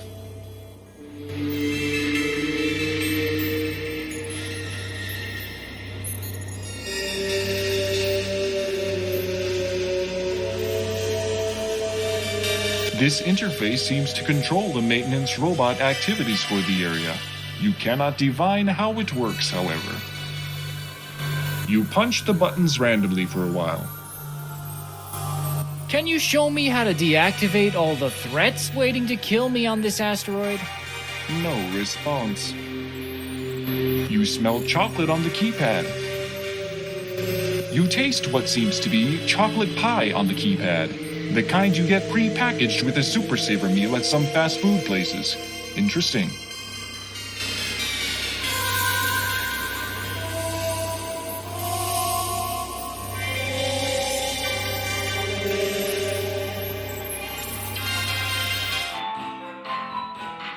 These are the doors to Vohaul's own private monolith burgers. He's like Richie Rich, except he's evil. It's the Monolith Burger logo, universally recognized symbol for clogged arteries. The flame red pillars accurately imply the heartburn that eating in this establishment would provide.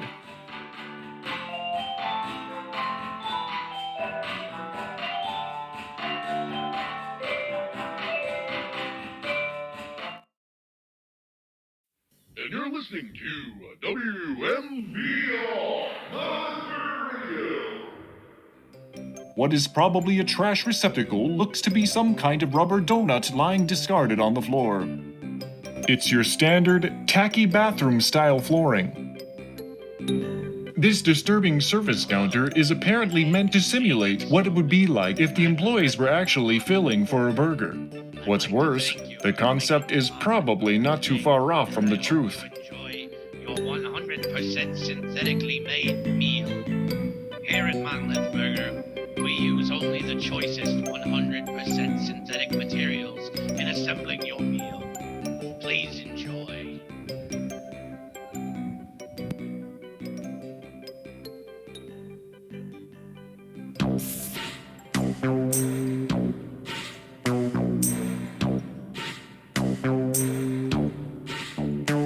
It's a depressed-looking robot. That explains why they're always saying "eat me" to the customers. It looks like these pillars were erected after shoddy construction made it necessary to have them keep the ceiling up. They, much like the food here, are probably an afterthought. Families just love to come here. Look what some of them say. I bring my children to Monolith Burger 3 times a week, and they only get sick twice. Amazing! Families love Monolith Burger. Apparently, this raised platform is intended for the corpulent presence of only Vohaul himself.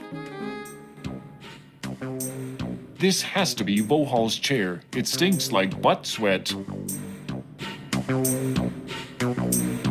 It's a cheap sick lighter. This is your standard ashtray, which contains ash and cigar stubs. Are you tired of sweeping floors on your space? This is a Monolith Burger walkthrough window, sans window. Ever since the Intergalactic Pollution Act, it has been a government requirement that there be an equal alternative to a drive-through service in all fast food restaurants. So they place these things here. It acts a lot like the counter a few inches away, but it's much more inconvenient.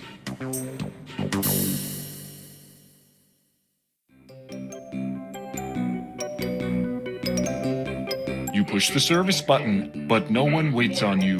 It's probably working, mind you. It's just the people who work here don't really care about their jobs. Wait a minute, there's something stuck in the slot. Wow, someone left behind a perfectly good Monolith Burger. It must be your lucky day. Can I get something that hasn't been spit in? No response. You can't smell anything of interest on the walkthrough ordering panel.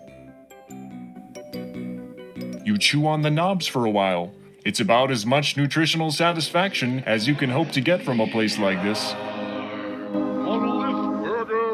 Sit in Vohaul's chair?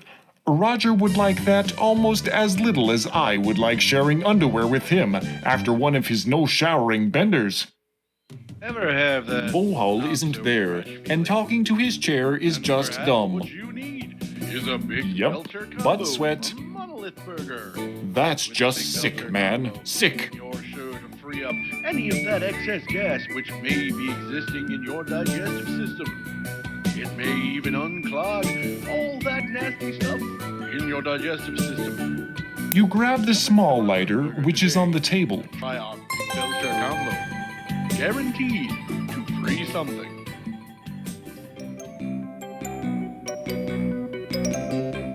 This is Mongo. Satisfy your puny little appetite with a meal from Mongo Burger. Oh, Monolith Burger. Monolith Burger. Don't touch me. Just so you know, not that you'll care. I'm programmed to kill you if I see a weapon.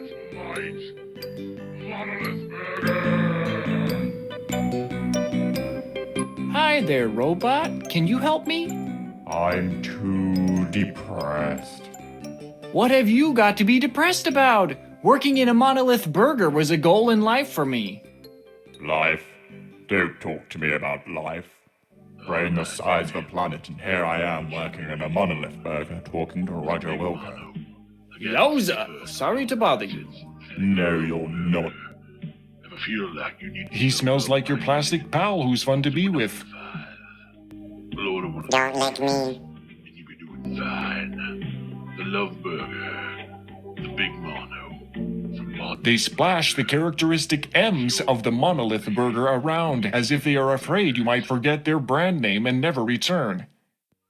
This painted wall depicts a relaxing underwater scene. This is fitting because the unusual preservatives in the food can easily lower the amount of oxygen that reaches your bloodstream, giving the sensation of drowning. It's Astro Chicken. You thought he was just a character from a computer game, like the Pope. My name is Jacob Sloman. I'm the president of Monolith Burger. I'd like to thank you for coming into Monolith Burger today, and I hope you enjoy your 100% synthetically made meal. Here at Monolith Burger, we use only the It's a weird, purple-looking alien. synthetic materials in assembling your meal. Don't touch the alien. This isn't King's Quest III, another great remake by Infamous Adventures. You don't need his feathers, and you're not creating a spell. Jupe would ninja you, but he is busy enjoying his Monolith Burger meal. You're speechless in front of your hero. Hi! He can't say anything with his mouth full of monolith burger. You'd better find a better time and a different place to talk to this guy. Monolith Burger is a fancy Hi, restaurant. I'm Roger. Stanley's just Roger Wilco. The alien grunts at you. I bring my children to Monolith. Don't you know it's rude to go around sniffing people? Twice. Smells like giant tarantula exoskeleton type seat covering, commonly found in places that are too cheap to use some kind of animal hide.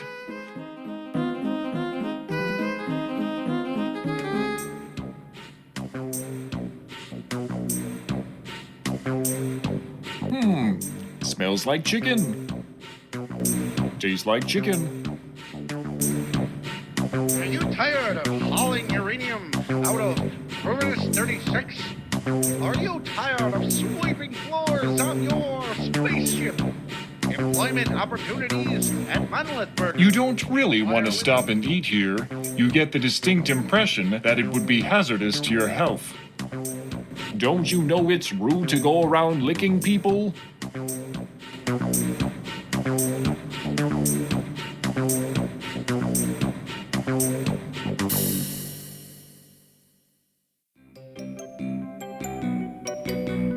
It's a monolith burger. Satisfy your puny little appetite with a meal from Mongo Burger.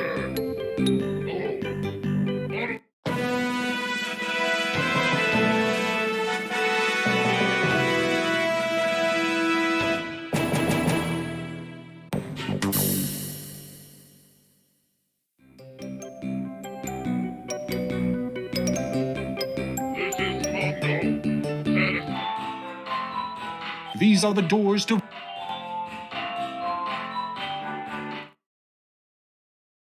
And you're listening to WMBR.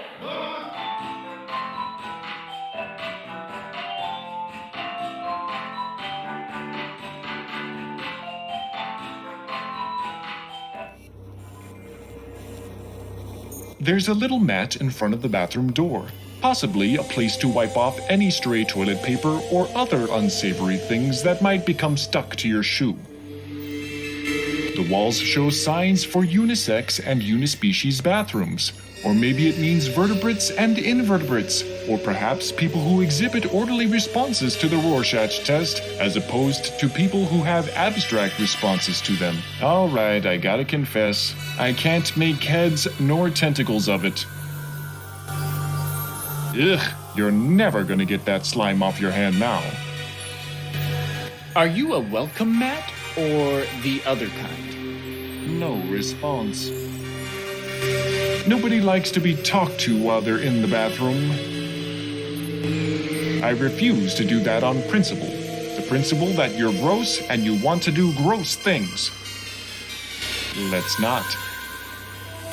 If you're going for a spot in the big book of historically bad ideas, then I gotta tell you, you're well on your way.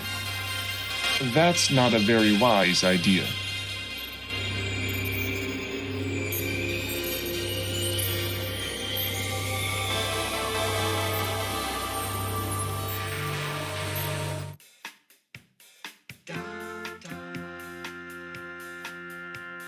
The floor has an interesting coating of some type of congealed dreck. Embedded within it, you see everything from tiny fish-type scales to short curly hairs to dandruff flakes the size of toenails. And don't even bother trying to get any of it. In the middle is a drain. There are fixtures of many types scattered throughout the room, all designed to efficiently collect waste. The sinks are nice sinks, nothing fancy. Faucets sit above them. Darn, another pimple. The walls are covered in an easy-to-hose-down synthetic material. Attached to them in various locations are devices designed to efficiently collect waste products from the life forms which are able to physically match up to them. This is your standard full-warm air-type hand, tentacle, and antennae dryer. The settings are normal, strong, forceful, hurricane, and not quite enough to dry you. It's stuck on the last setting. It's always stuck on the last setting. I opened one of these things up once. That dial doesn't even do anything. It's just welded onto the front. This one looks like a quad-port, high-performance urinal manifold, especially useful for those multitudinously equipped. Also used in a pinch by up to 4 single-digit beings when the place is really packed.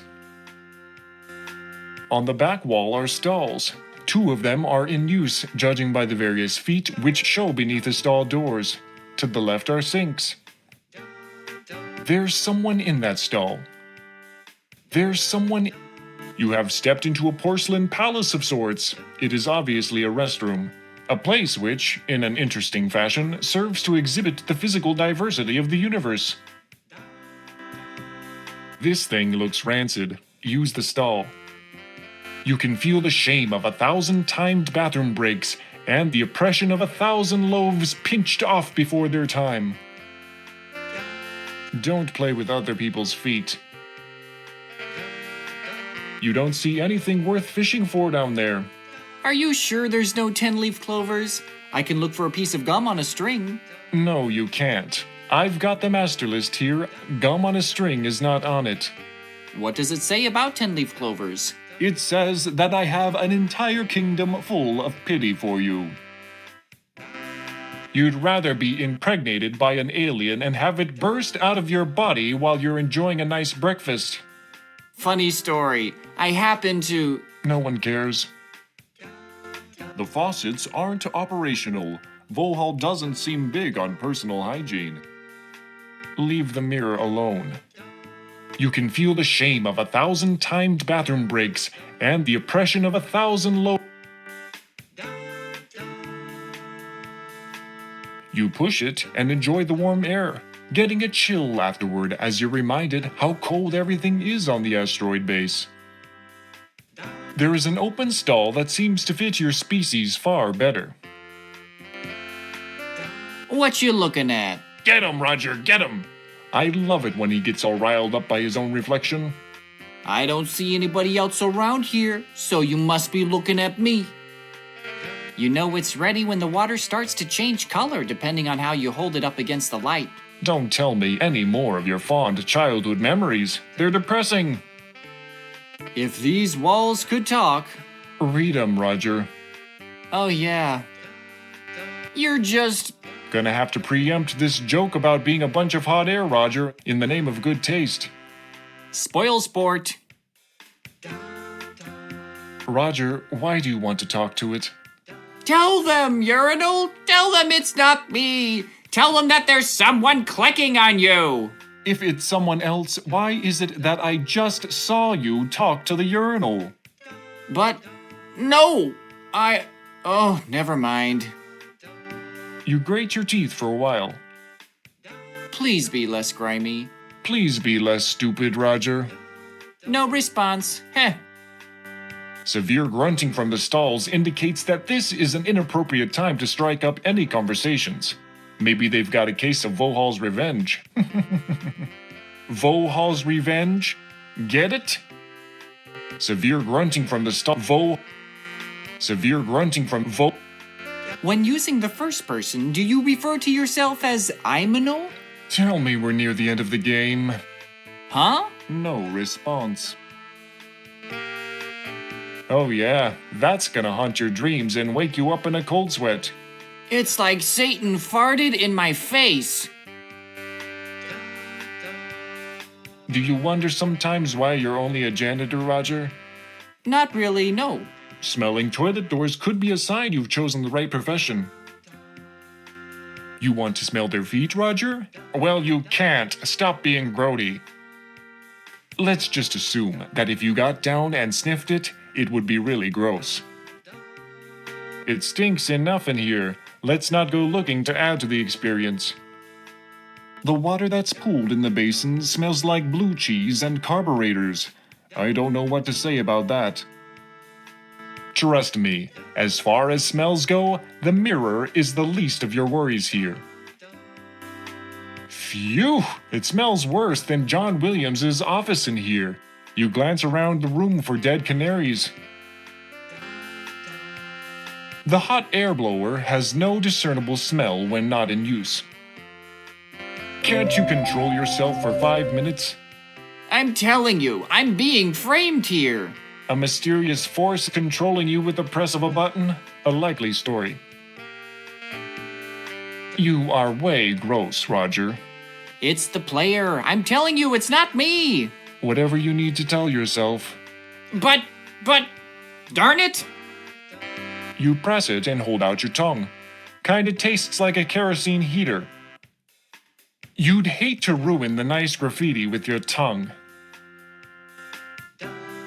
This is a bad place to practice French kissing yourself. Fun fact, Roger, every place is a bad place to practice French kissing yourself. You decide not to drink from the sink basin when you see the words "Enjoy our most non-volatile semi-purified water" in business-like lettering on the water purifier that's attached to the sink. Just like Mom used to make. That explains a lot, actually. There are better ways to kill yourself. In fact, there are definitely more ways to kill yourself than there are to beat Vohaul. It's not a cheese grate, it's the regular kind. Move along. Yuck! No need to chew your way through the door. There's an open stall. No, Roger, no! I know it's called a urinal cake, but don't!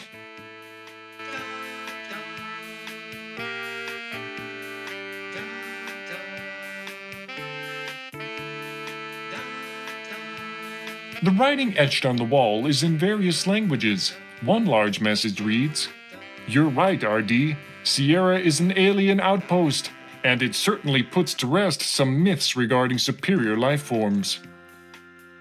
The right for a good time, call Jerry. Ask for Leonard. The writing etched on the... The right... The right... The Vohaul plays text adventures. The sound comes from one of the occupied stalls, you think. Suddenly, one of your senses downloads an extremely negative air quality report. For some reason, the name John springs to mind. The writing etched on... The writing for a good time, call the Helmet Master. The writing Vohaul sucks. Someone has tried in vain to cross it out. The writing for a good time, call the Dancing Monkey. The writing for a good time, call Jerry. Ask for Leonard. The writing for a good time, It's you, Roger Wilco, doing what you do best. Nothing. The toilet paper dispenser is of the single sheet variety. It does seem to be mounted high up on the wall, though. Maybe this stall is for taller aliens? A seemingly clean toilet sits in this vandalized bathroom stall. It looks okay, but it feels grimy. Yuck, it feels grimy. You and me have a lot in common. No question. Also, no response. Ever just take the time to sit and think? Think, huh? Yeah, Roger, I bet you were the secret inspiration for August Rodin's The Stinker. Don't try to talk to the graffiti. Let it talk to you instead, with its bright colors and unique letter shaping. It smells like wanton self-promotion. It usually gets a smell after it does its job, not before. Sure thing, I can do that. Oh, geez.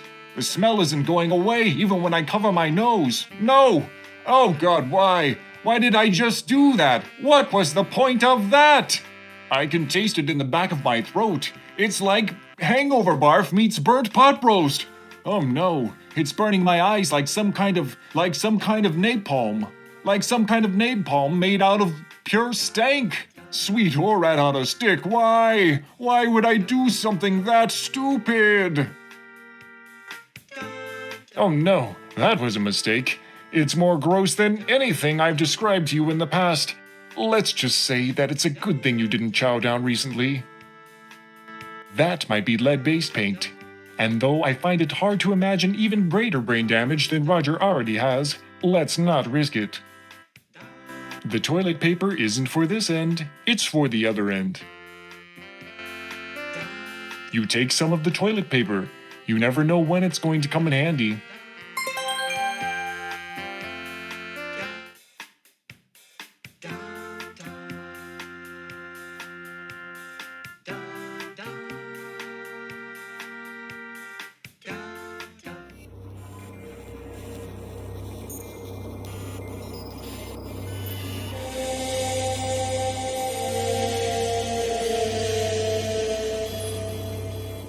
The keypad seems to control the automated answering service that keeps Vohaul's telemarketers on hold. Using evil methods against evil people, I see. You punch the buttons randomly for a while. Can anyone help me refinance my telemarketer vaporizing device? No response. You turn your nose up at the monitor. You activate the comm speaker and blow a raspberry at the telemarketers. In response, one of them offers you an automatic insult machine to save you from ever having to blow raspberries again for a mere several low payments. Roger decides to run his eyes along the carpet. However, he takes the concept a bit too literally and now suffers from very itchy and irritated eyeballs.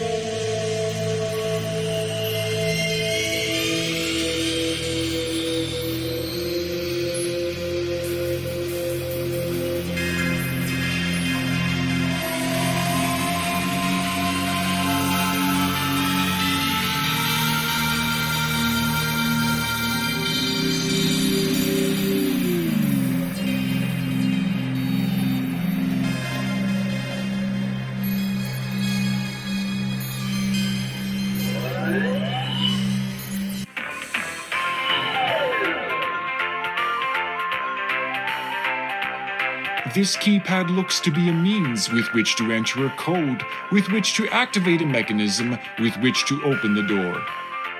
Which is which?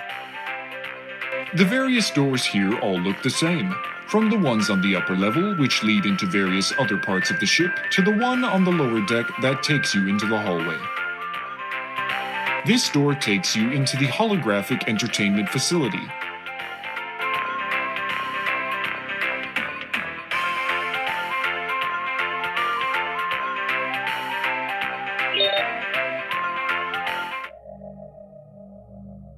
This is your standard holographic entertainment room. This is the primary control panel for this room. This table seems to be used for various craft-related activities. How strange. It seems to be a cutter for glass. This is the primary... the arcade claw grabber game. Your secret addiction. This stand-up unit seems to be some kind of device that displays games entirely on video. Retro doesn't begin to describe how old this game is.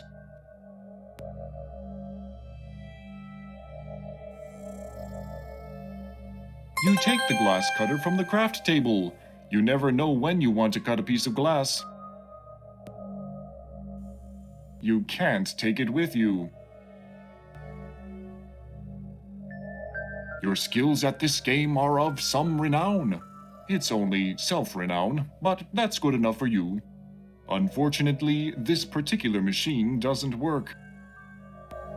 All your fuzzy prize dolls belong to us. No response. Who's got the high score? No response. The sweet scent of victory is just waiting in the winds. You can smell it. It smells like a good time waiting to happen. Sadly, the prizes in there aren't food. They're only small dolls you collect to remind yourself how good you are at the game.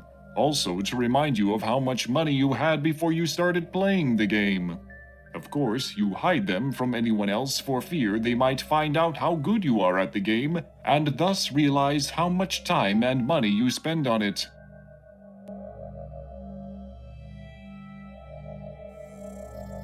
It would probably be better to try to control it with your hands, not your mouth.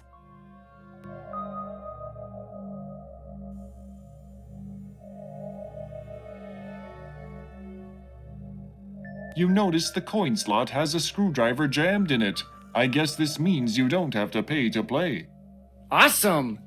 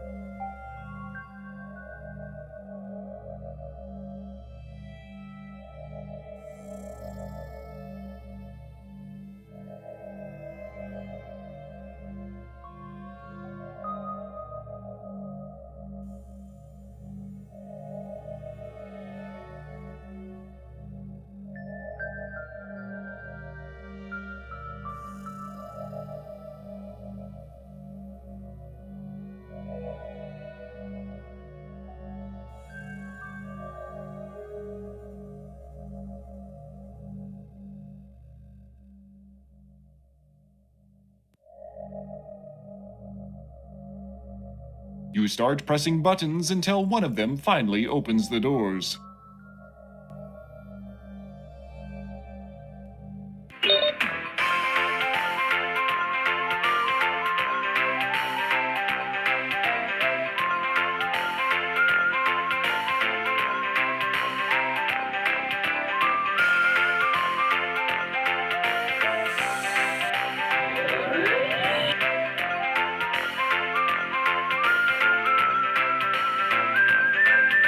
The Scrubble-matic is happily going about its duties. Be careful, those things don't take kindly to people messing up the floors they are cleaning. That's a Scrubble-matic 4000. There's no way you could move it. It smells like a mix of cleaning solution and garbage. Yuck.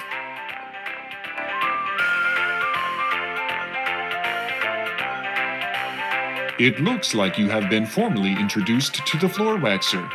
You now consist of a very thin yet glossy floor covering. Too bad.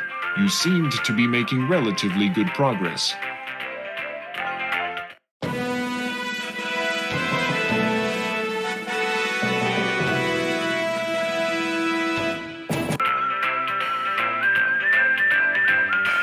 Mind if I walk by? No response.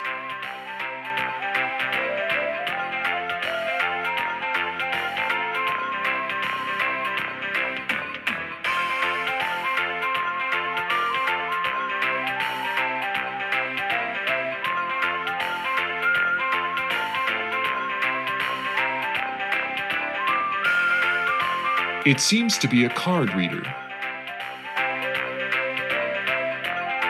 A red light indicates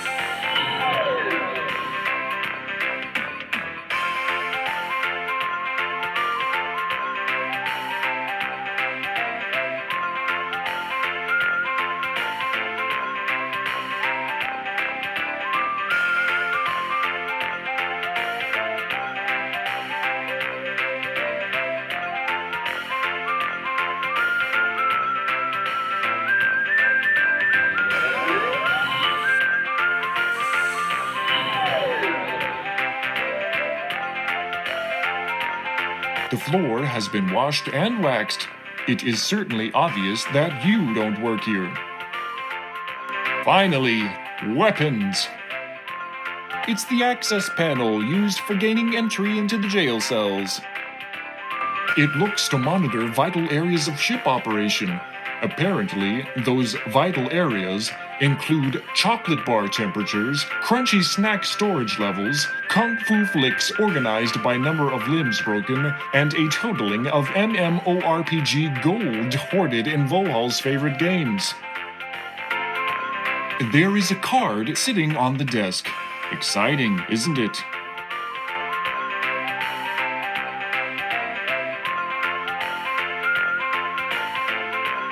Cool, another access card. You're getting to see a lot of these.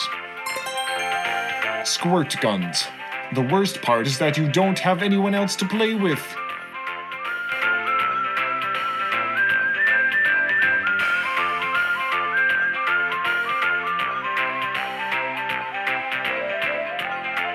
That didn't work.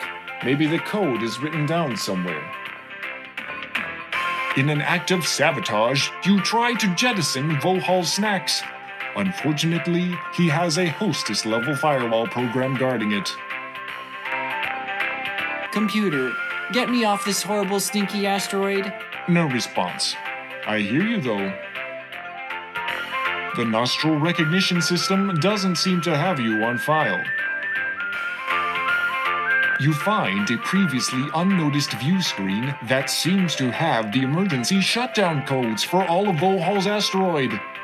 Firstly, in a moment of joy, you kiss the readout screen. Then, in a moment of horror, you realize that you can't read the codes because of someone's nasty, crusty lip print that somehow got in the way. Finally, in a moment of ADD after washing away the lip print, you forget about the entire thing and start wondering what peanut butter and jelly pizza would taste like.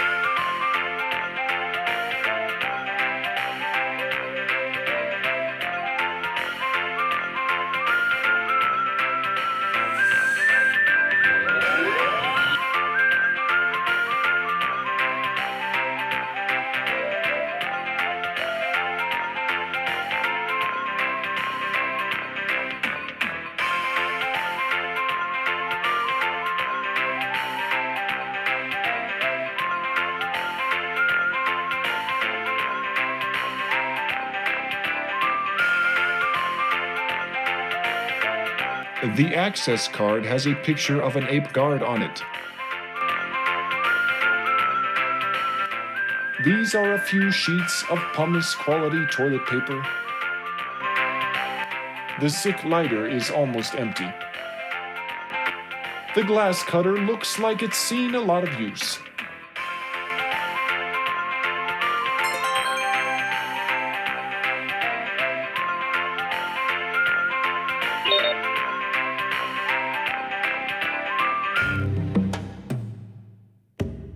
A green self-heating rug covers the stone floor. It reads 3 banana. That makes no sense to you. On the desk, you see an irrelevant blank datapad, a plot significant note, and a pointless cup full of thought transmission styluses. Through wonders of genetic engineering, beans are crafted to be exceedingly soft. And with proper watering, they can grow into very large, self-repairing seats. They call them bag bean chairs. Unlike the banana plant, this palm tree was likely transplanted here for form rather than function. This gigantic console seems to be controlled by an interface consisting of a large black directional pad, a select and start button, and 2 large buttons labeled A and B. Your janitor instincts tell you that this is a wastebasket. It looks like a banana plant of some sort, genetically modified to serve as a hammock post. A rather comfortable-looking hammock has been erected here. It's Candy Yams, the smarch pin-up girl. Apparently, she's had a monkey girl head digitally edited over her body. It took a long time for you to notice. This poster seems to be an advertisement for an unreleased holographic game. This blue locker is likely a receptacle for personal effects that you wouldn't care to know about. It won't open. The mechanism must be fingerprint sensitive. You scratch the Scratch and Regret poster. You are now prepared to regret the responses from smelling, tasting, and talking to it. Though it's a tempting treat, you'd rather not mess with another man's banana.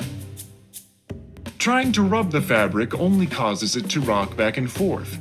It's made of some kind of high-friction material, likely to make the hammock more difficult to fall out of. You fondle the poster for a while, but apparently it's a self-aware poster and it zaps you. The bag bean chair feels soft and squishy. Get your hands off, Roger. That's not why they call it a palm tree. Activating the power only presents the statement, "Please insert cartridge," before it powers down again. You grab the wastebasket. Aren't you amazed by how much stuff an adventure game hero can carry? You've just gotta know how to pack. Do you have Fester's Quest 2? No response. Beans, the magical fruit, the more you... Stop. Just stop. Do you actually make fun of pigs? For the last time, it's not called a hammock because it mocks ham. You've given me a reason to tolerate the lousy Smarch weather. Can you change to apples? No response. I give up. What is the scratch and regret secret item supposed to be? The poster cries out, "Monkey balls!" Oh, it's his special weapon in the game. Some kind of biological armament made in alien sweatshops. Let me in! No response. You can smell sweat seeped into the fabric of the hammock. It has the distinctive odor of childhood nostalgia. This smells like a fava bagbean chair. Don't sniff another man's poster. They smell and look ripe, much like your armpits.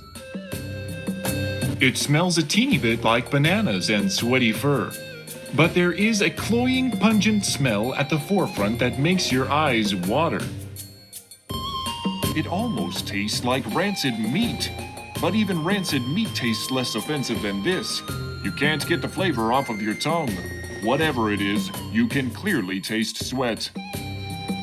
You taste a hint of vanilla. You taste sweat. That was an unwise plan. You can't open your mouth wide enough to bite it.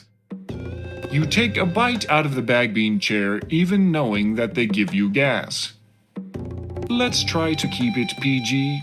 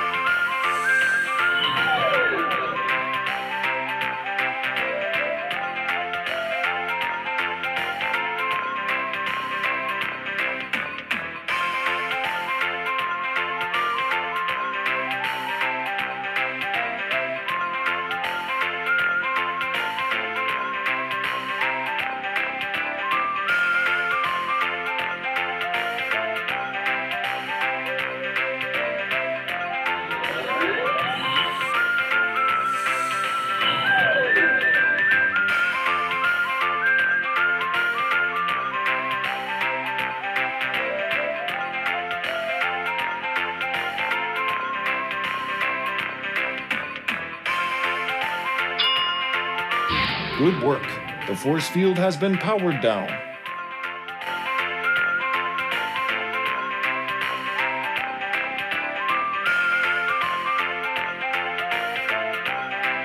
The walls are clean here. Much cleaner than the walls that you wash, Roger. That is one huge hand. You consider that the creature attached to it must have some serious power. This is the most disgusting creature you have ever seen. It looks really mean. It's a man. A very scary man. Did you forget about the glass? You can't. There's glass between you and him. Smooth and gum-free. You consider shaking his hand, but decide against it. Ever had one of those days? Since you're talking to it, it's having one of them now. Hi, giant brown hand. No response. The creature says nothing to you. You wonder if it even speaks intergalactic. Hi, I'm Roger Wilco. Why are you locked up? Ah, Roger. So nice to see you. The man just looks at you and licks his lips. You can't smell him through the glass. Let's not. Smells like monkey. The subtle hints of sweat, barely masking the palpable aroma of fear and ambition. This is the scent of a madman's lair. This is a place where victims are brought to suffer. It tastes like a burning miasma of disjointed thoughts and questionable sanity. You don't want to get near enough to the giant hand to taste it, thank you very much. I don't know where you get these ideas from, Roger. That's his job, isn't it?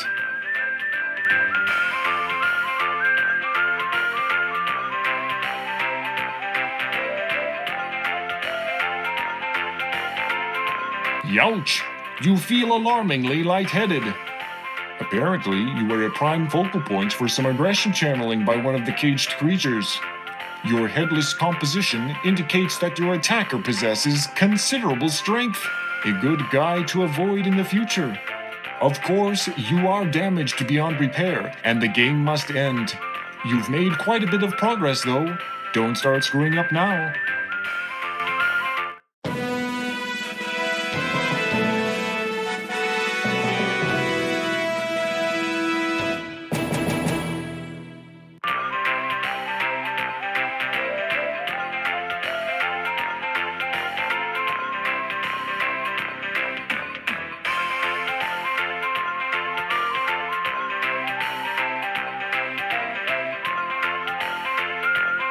Aha!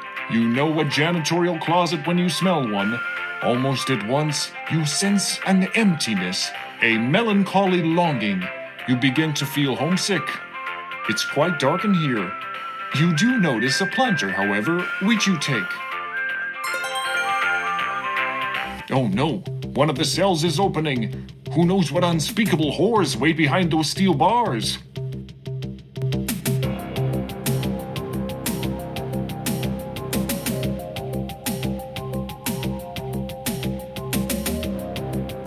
A strange alien creature is now following you with a strange look in its eye. You get the feeling that a hasty retreat might be in order.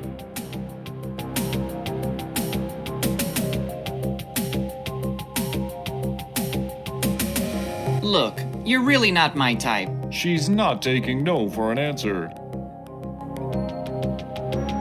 Oh, yuck. The dark and spiny beast with massive red lips grabs you up, and after a longing glance, proceeds, don't read further if the phrase French kiss bothers you, to plant a very moist French kiss on you.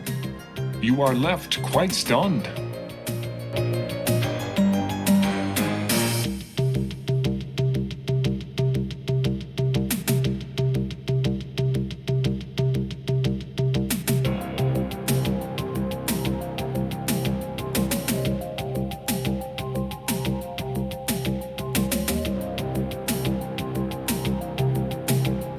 The cell is now wide open.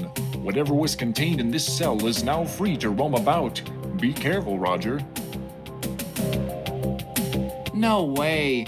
You know the old saying, fool me once, shame on you, fool me twice, we can't get fooled again? Could you, not kill me if I walk through you? It smells like burning video game interaction writers. So this is where they keep him. You prefer your tongue in your head as opposed to disintegrated.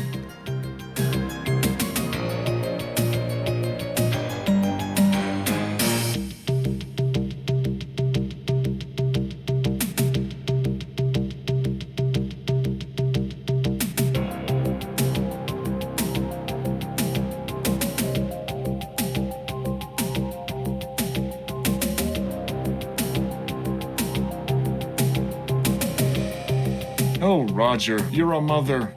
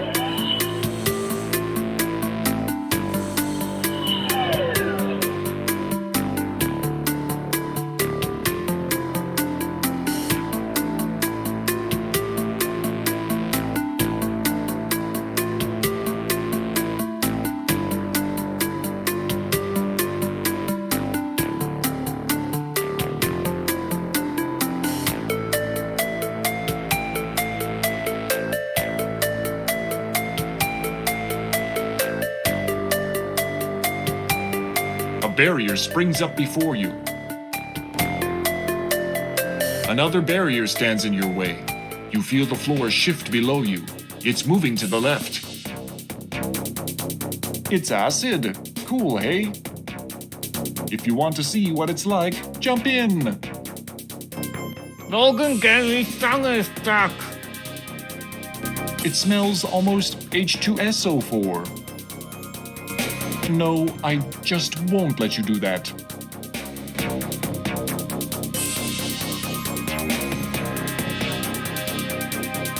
Imagine, if you will, taking a bath in sulfuric acid and using pumice for a washcloth.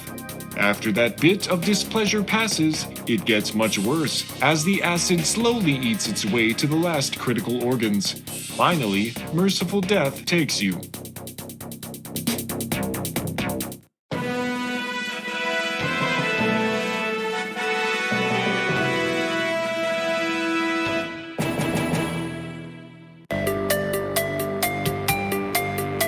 A barrier springs up.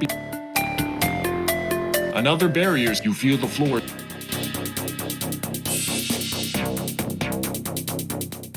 This is a standard issue plunger.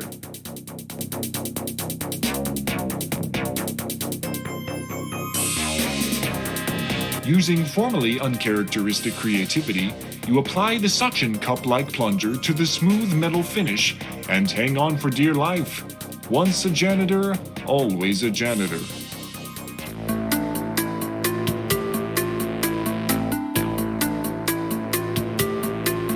You release your grip and drop back down.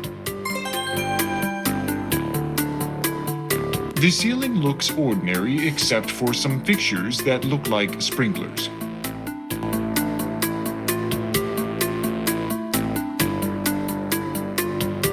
The huge metal menace is specifically designed to secure a given area. When not busy, it is plugged into the wall recharging. It doesn't respond to your pathetic pleas.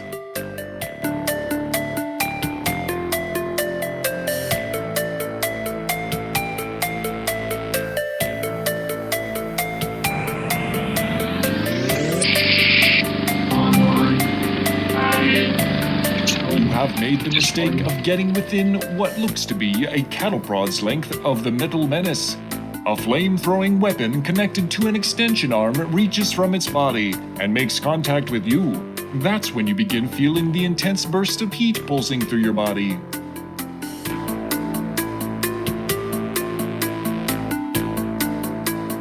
As you can see, you amount to little more than a hill of laser-fried beans. You've come a long way only to be torched. Keep up the fine work.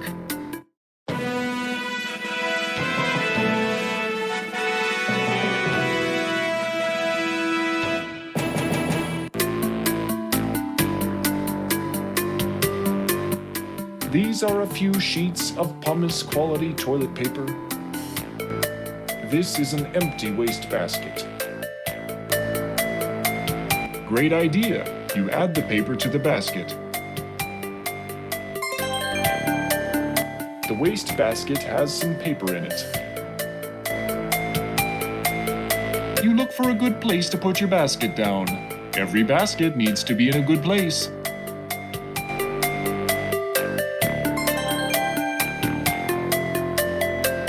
The sick lighter is almost empty.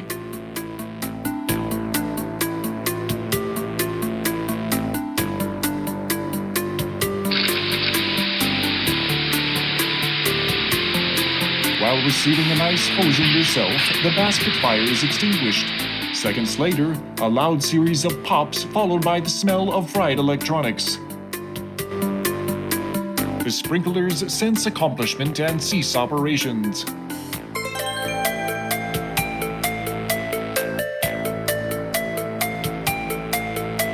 The huge metal menace is... Your fire and subsequent shower seems to have shorted out the burnished bullies.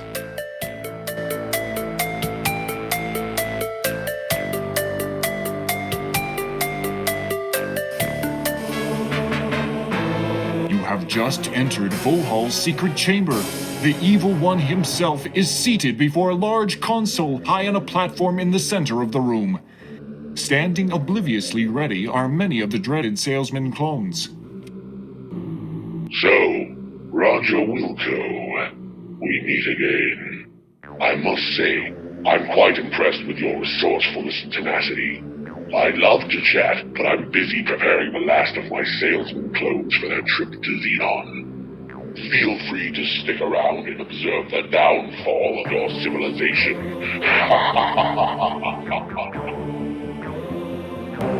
Except for the occasional snack crumb, this place is as clean as the rest of the asteroid base.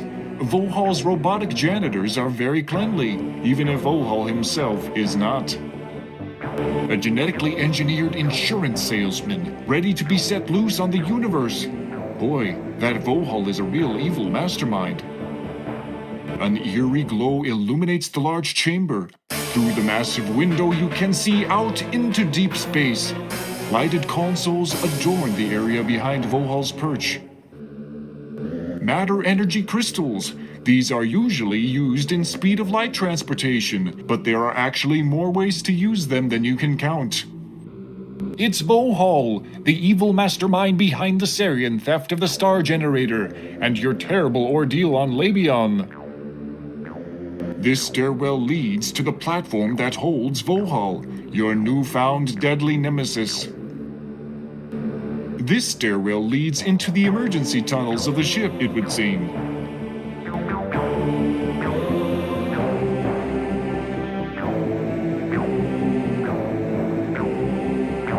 Going somewhere?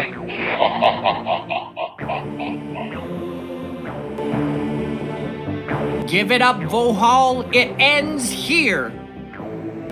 Never.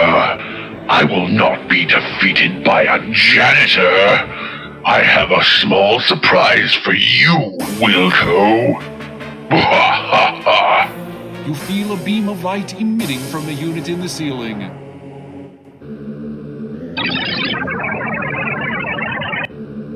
In a matter of seconds, you are broken down into microparticles and extracted from the air. Again, the beam strikes, this time blasting into a glass jar on the console. It is there that you are reconstructed in a miniaturized form.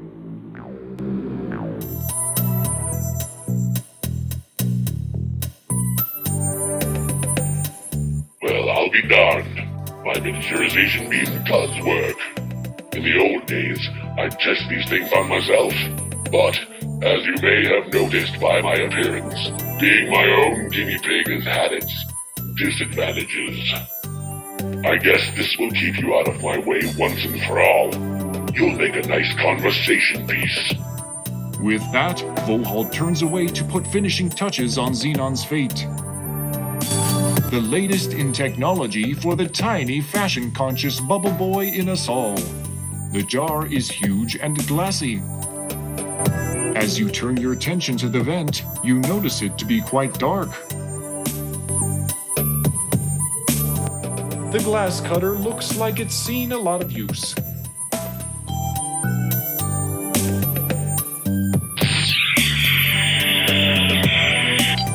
The newly cut pane of glass falls to the counter. Apparently, Vohaul doesn't notice.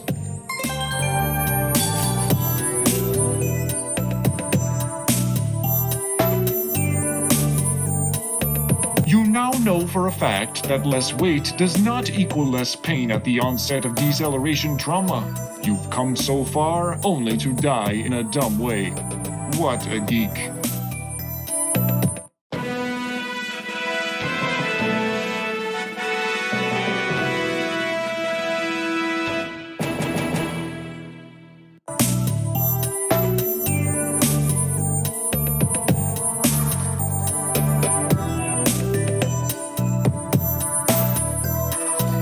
The two hoses originate from Vohaul's chest region and lead into this portion of the console. It's just your typical keyboard, keys with normal letters on them. This monitor apparently displays the current status of various systems that this station is in control of. The side walls are nondescript. The back one has a switch and two displays. You can see what they are displaying. This vent supplies air to the inside of the computer system. The switch is the toggle type. It is currently off.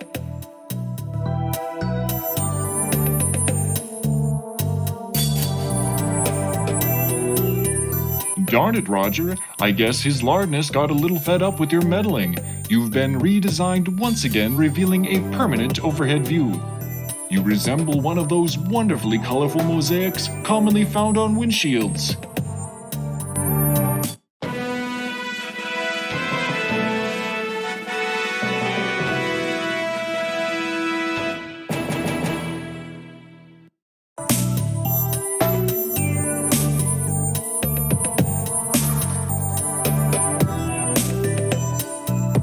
You wiggle your slim carcass through the vent.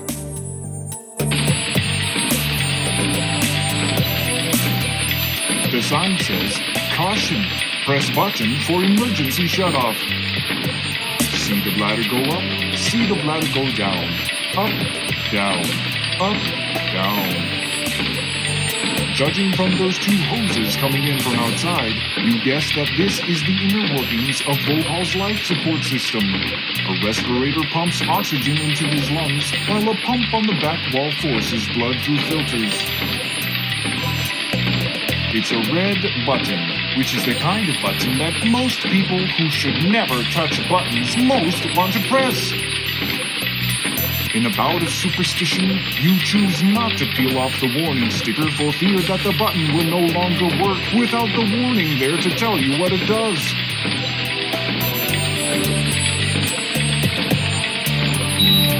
Way to go, Roger! You've just disconnected Vohaul's life support system. He's a goner without it.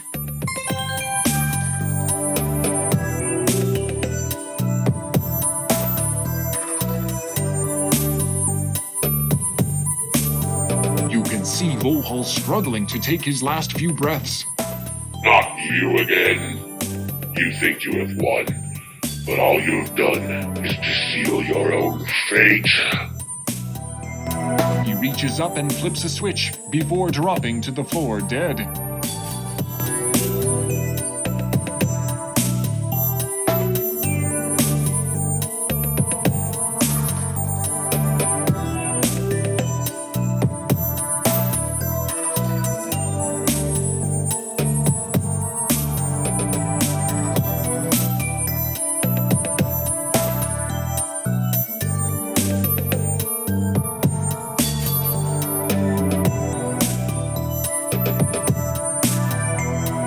Type the action you would like to perform, press enter when finished.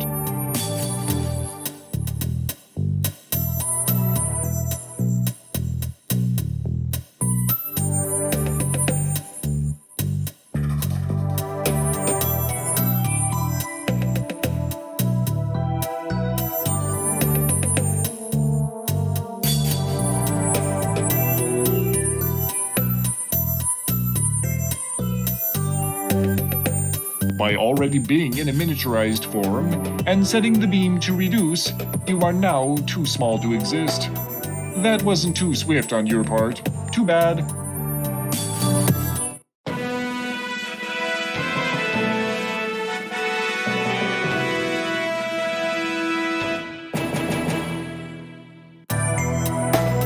Type the action.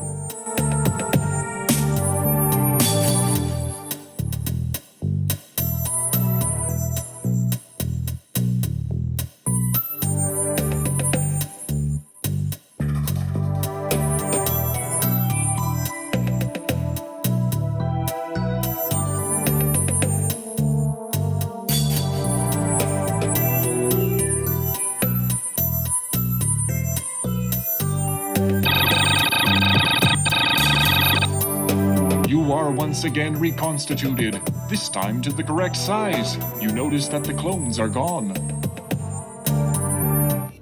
Vohaul's dead, hulking slab of flesh is loosely arranged at the base of the chair.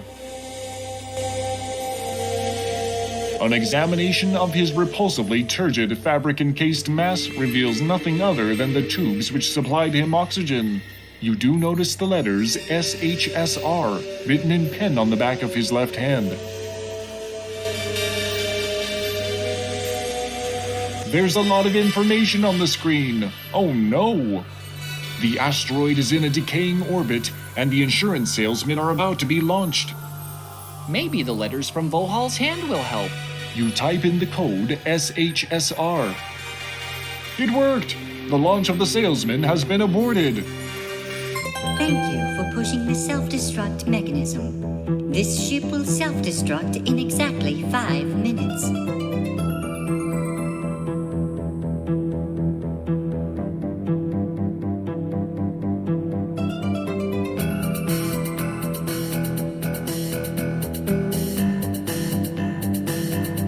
You open the box and, noticing an oxygen mask, remove it and close the box.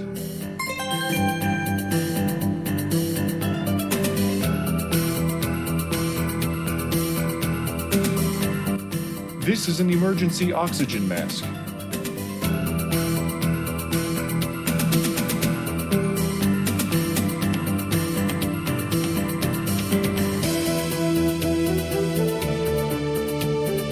You can see evidence of the decaying orbit of the asteroid.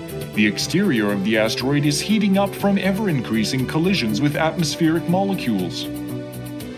Levion draws closer as the asteroid falls to the whims of its gravitational pull. Things are really heating up. You are walking through a clear, tubular passageway which seems to wind in and out along the outer perimeter of the asteroid. The planet of Levion spins nearby. Levion draws closer.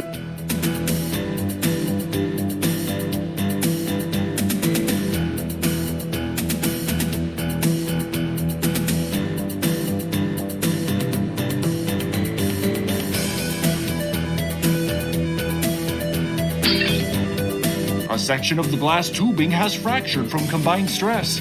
The pressurized atmosphere rushes for the relative vacuum of space.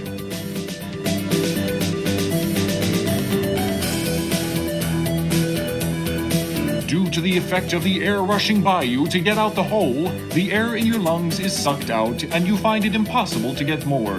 You weren't really that close to the end of the game anyway. No big loss.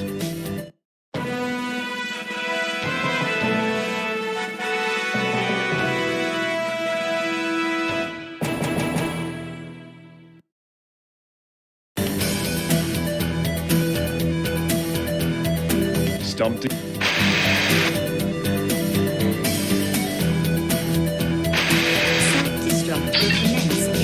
A section of the blast tubing has fractured from combined stress. Fortunately, wearing the mask protects you from suffocation. Levion draws closer. You smell the strong odor of gas mask. Oh yeah, you're wearing a gas mask. How do you expect to smell anything? You attempt to stick your tongue out only to hit the inside of the gas mask. How did you expect to taste something with a mask on? Tubes, if you don't make it out of this, I want you to know. I won't remember you. No response.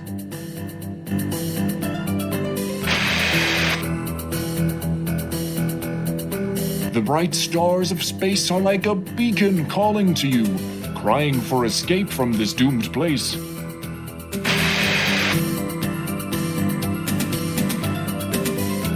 longer needing the mask, you remove it and stow it for later use.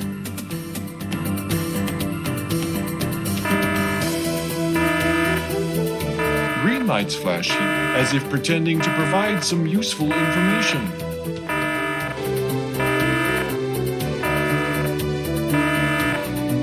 These circular openings lead to the main room, while the hallway proper runs you in a full circle.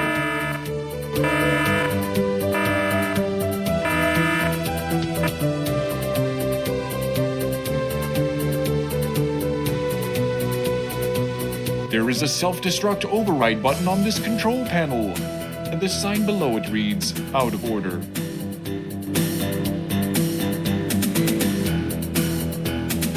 You press the button, but it won't move. It probably just needs some lubrication.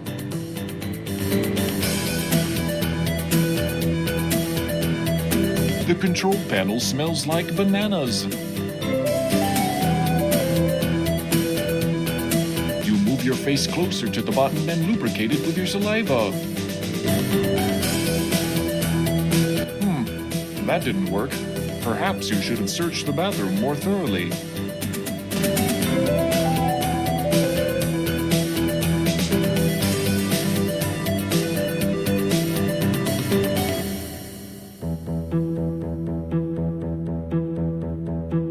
You've been in here for a while now. You're trying to escape and you're looking at the wall? Again? You never let me down, do you, Roger Wilco? The walkway is an emergency exit of sorts. It allows access to the escape pods in case of disaster, like the asteroid crashing into the planet. The wall isn't worth touching. There's nothing and nobody to talk to. Walkway, move me further along. You're not all there, are you, Roger? It smells like feet. It smells like you need to get the heck out of here before this whole station blows up. It tastes like chicken. Or it would if chicken tasted like polycarbonate alloy. It tastes like a dirty wall. Are you satisfied now?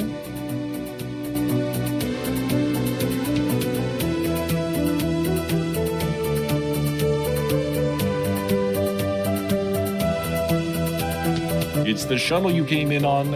It keeps bringing you to bad places.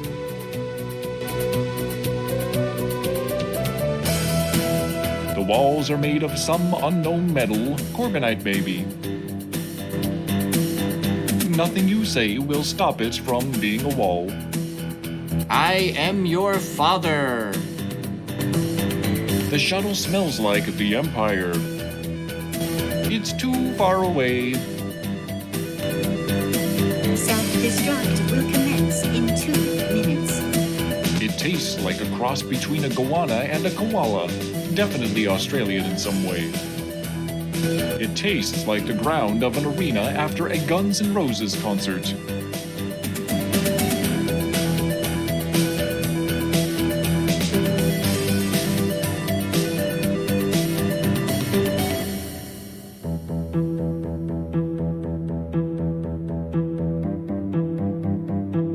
You've been in here for a while.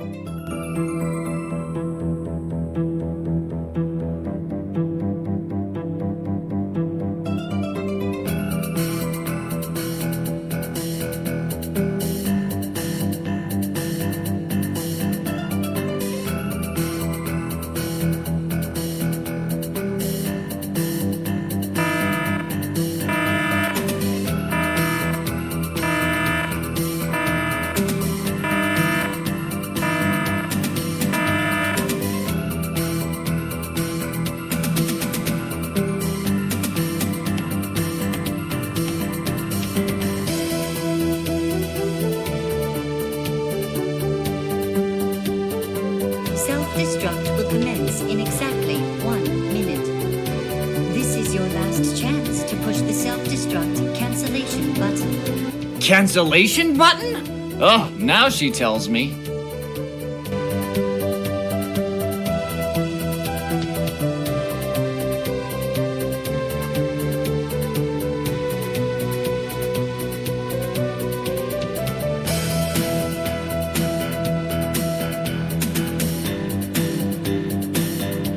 Self-destruct will commence in 30 seconds.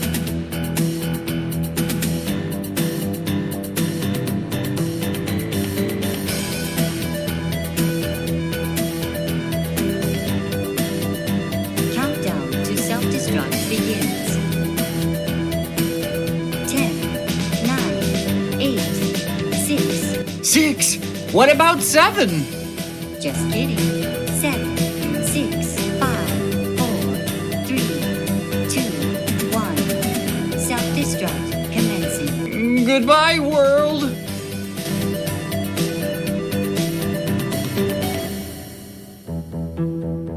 More bad news, Roger Wilco. The asteroid's orbit has finally decayed to the point where contact with the molecular contents of Labion's upper atmosphere has been achieved.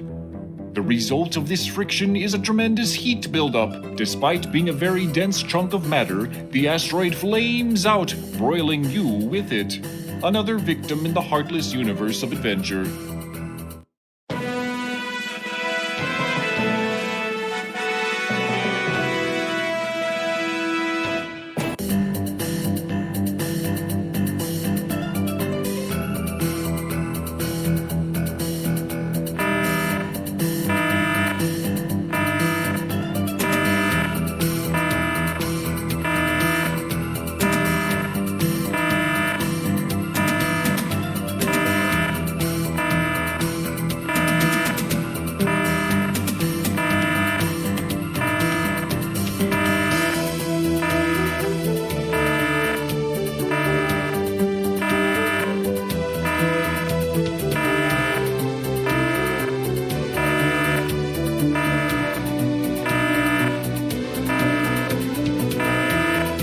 Uh-oh, that robot doesn't look very friendly.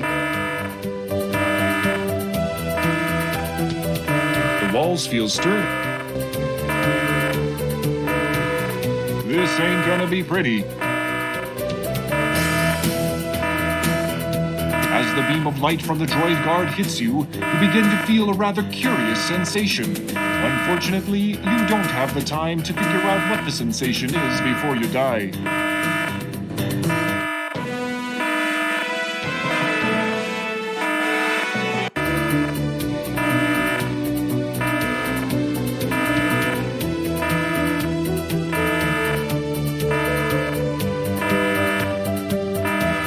The robot has apparently decided that it is permissible for you to be here.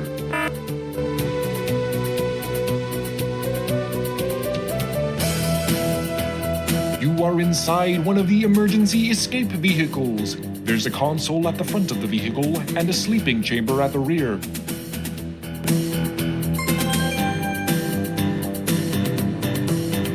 You hit the big red button marked Escape. Warning, emergency escape vehicle launch sequence has begun.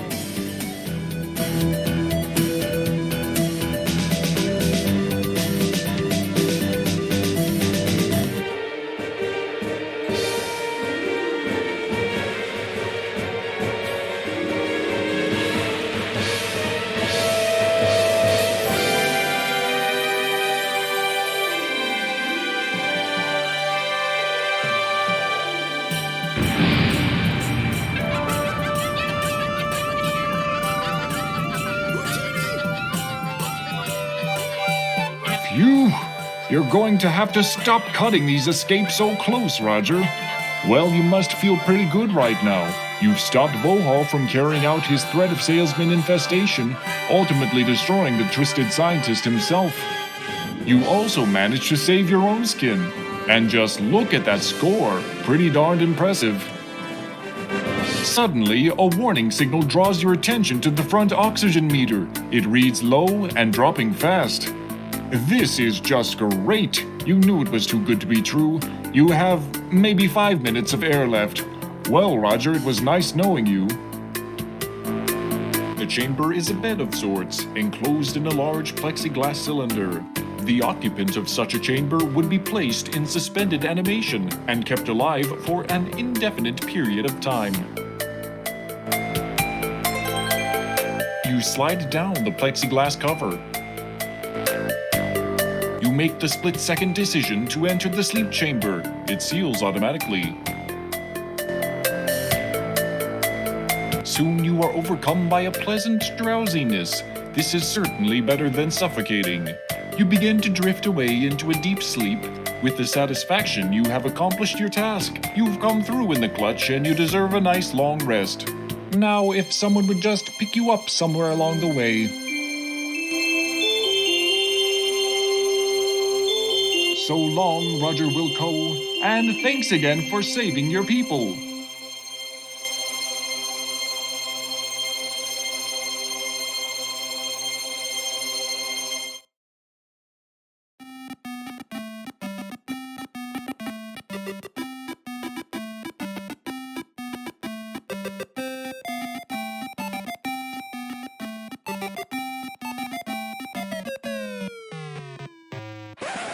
One, two, three, four.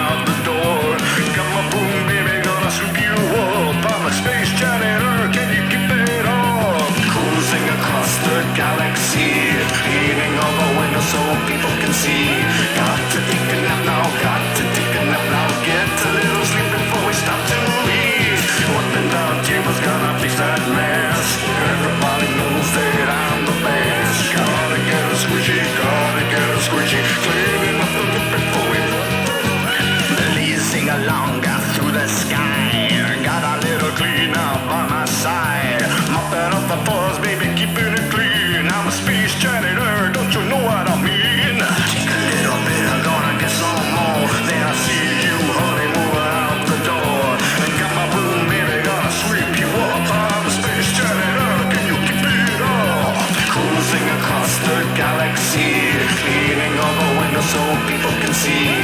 Got to take a nap now, got to take a nap now. Get a little sleep before we stop to eat.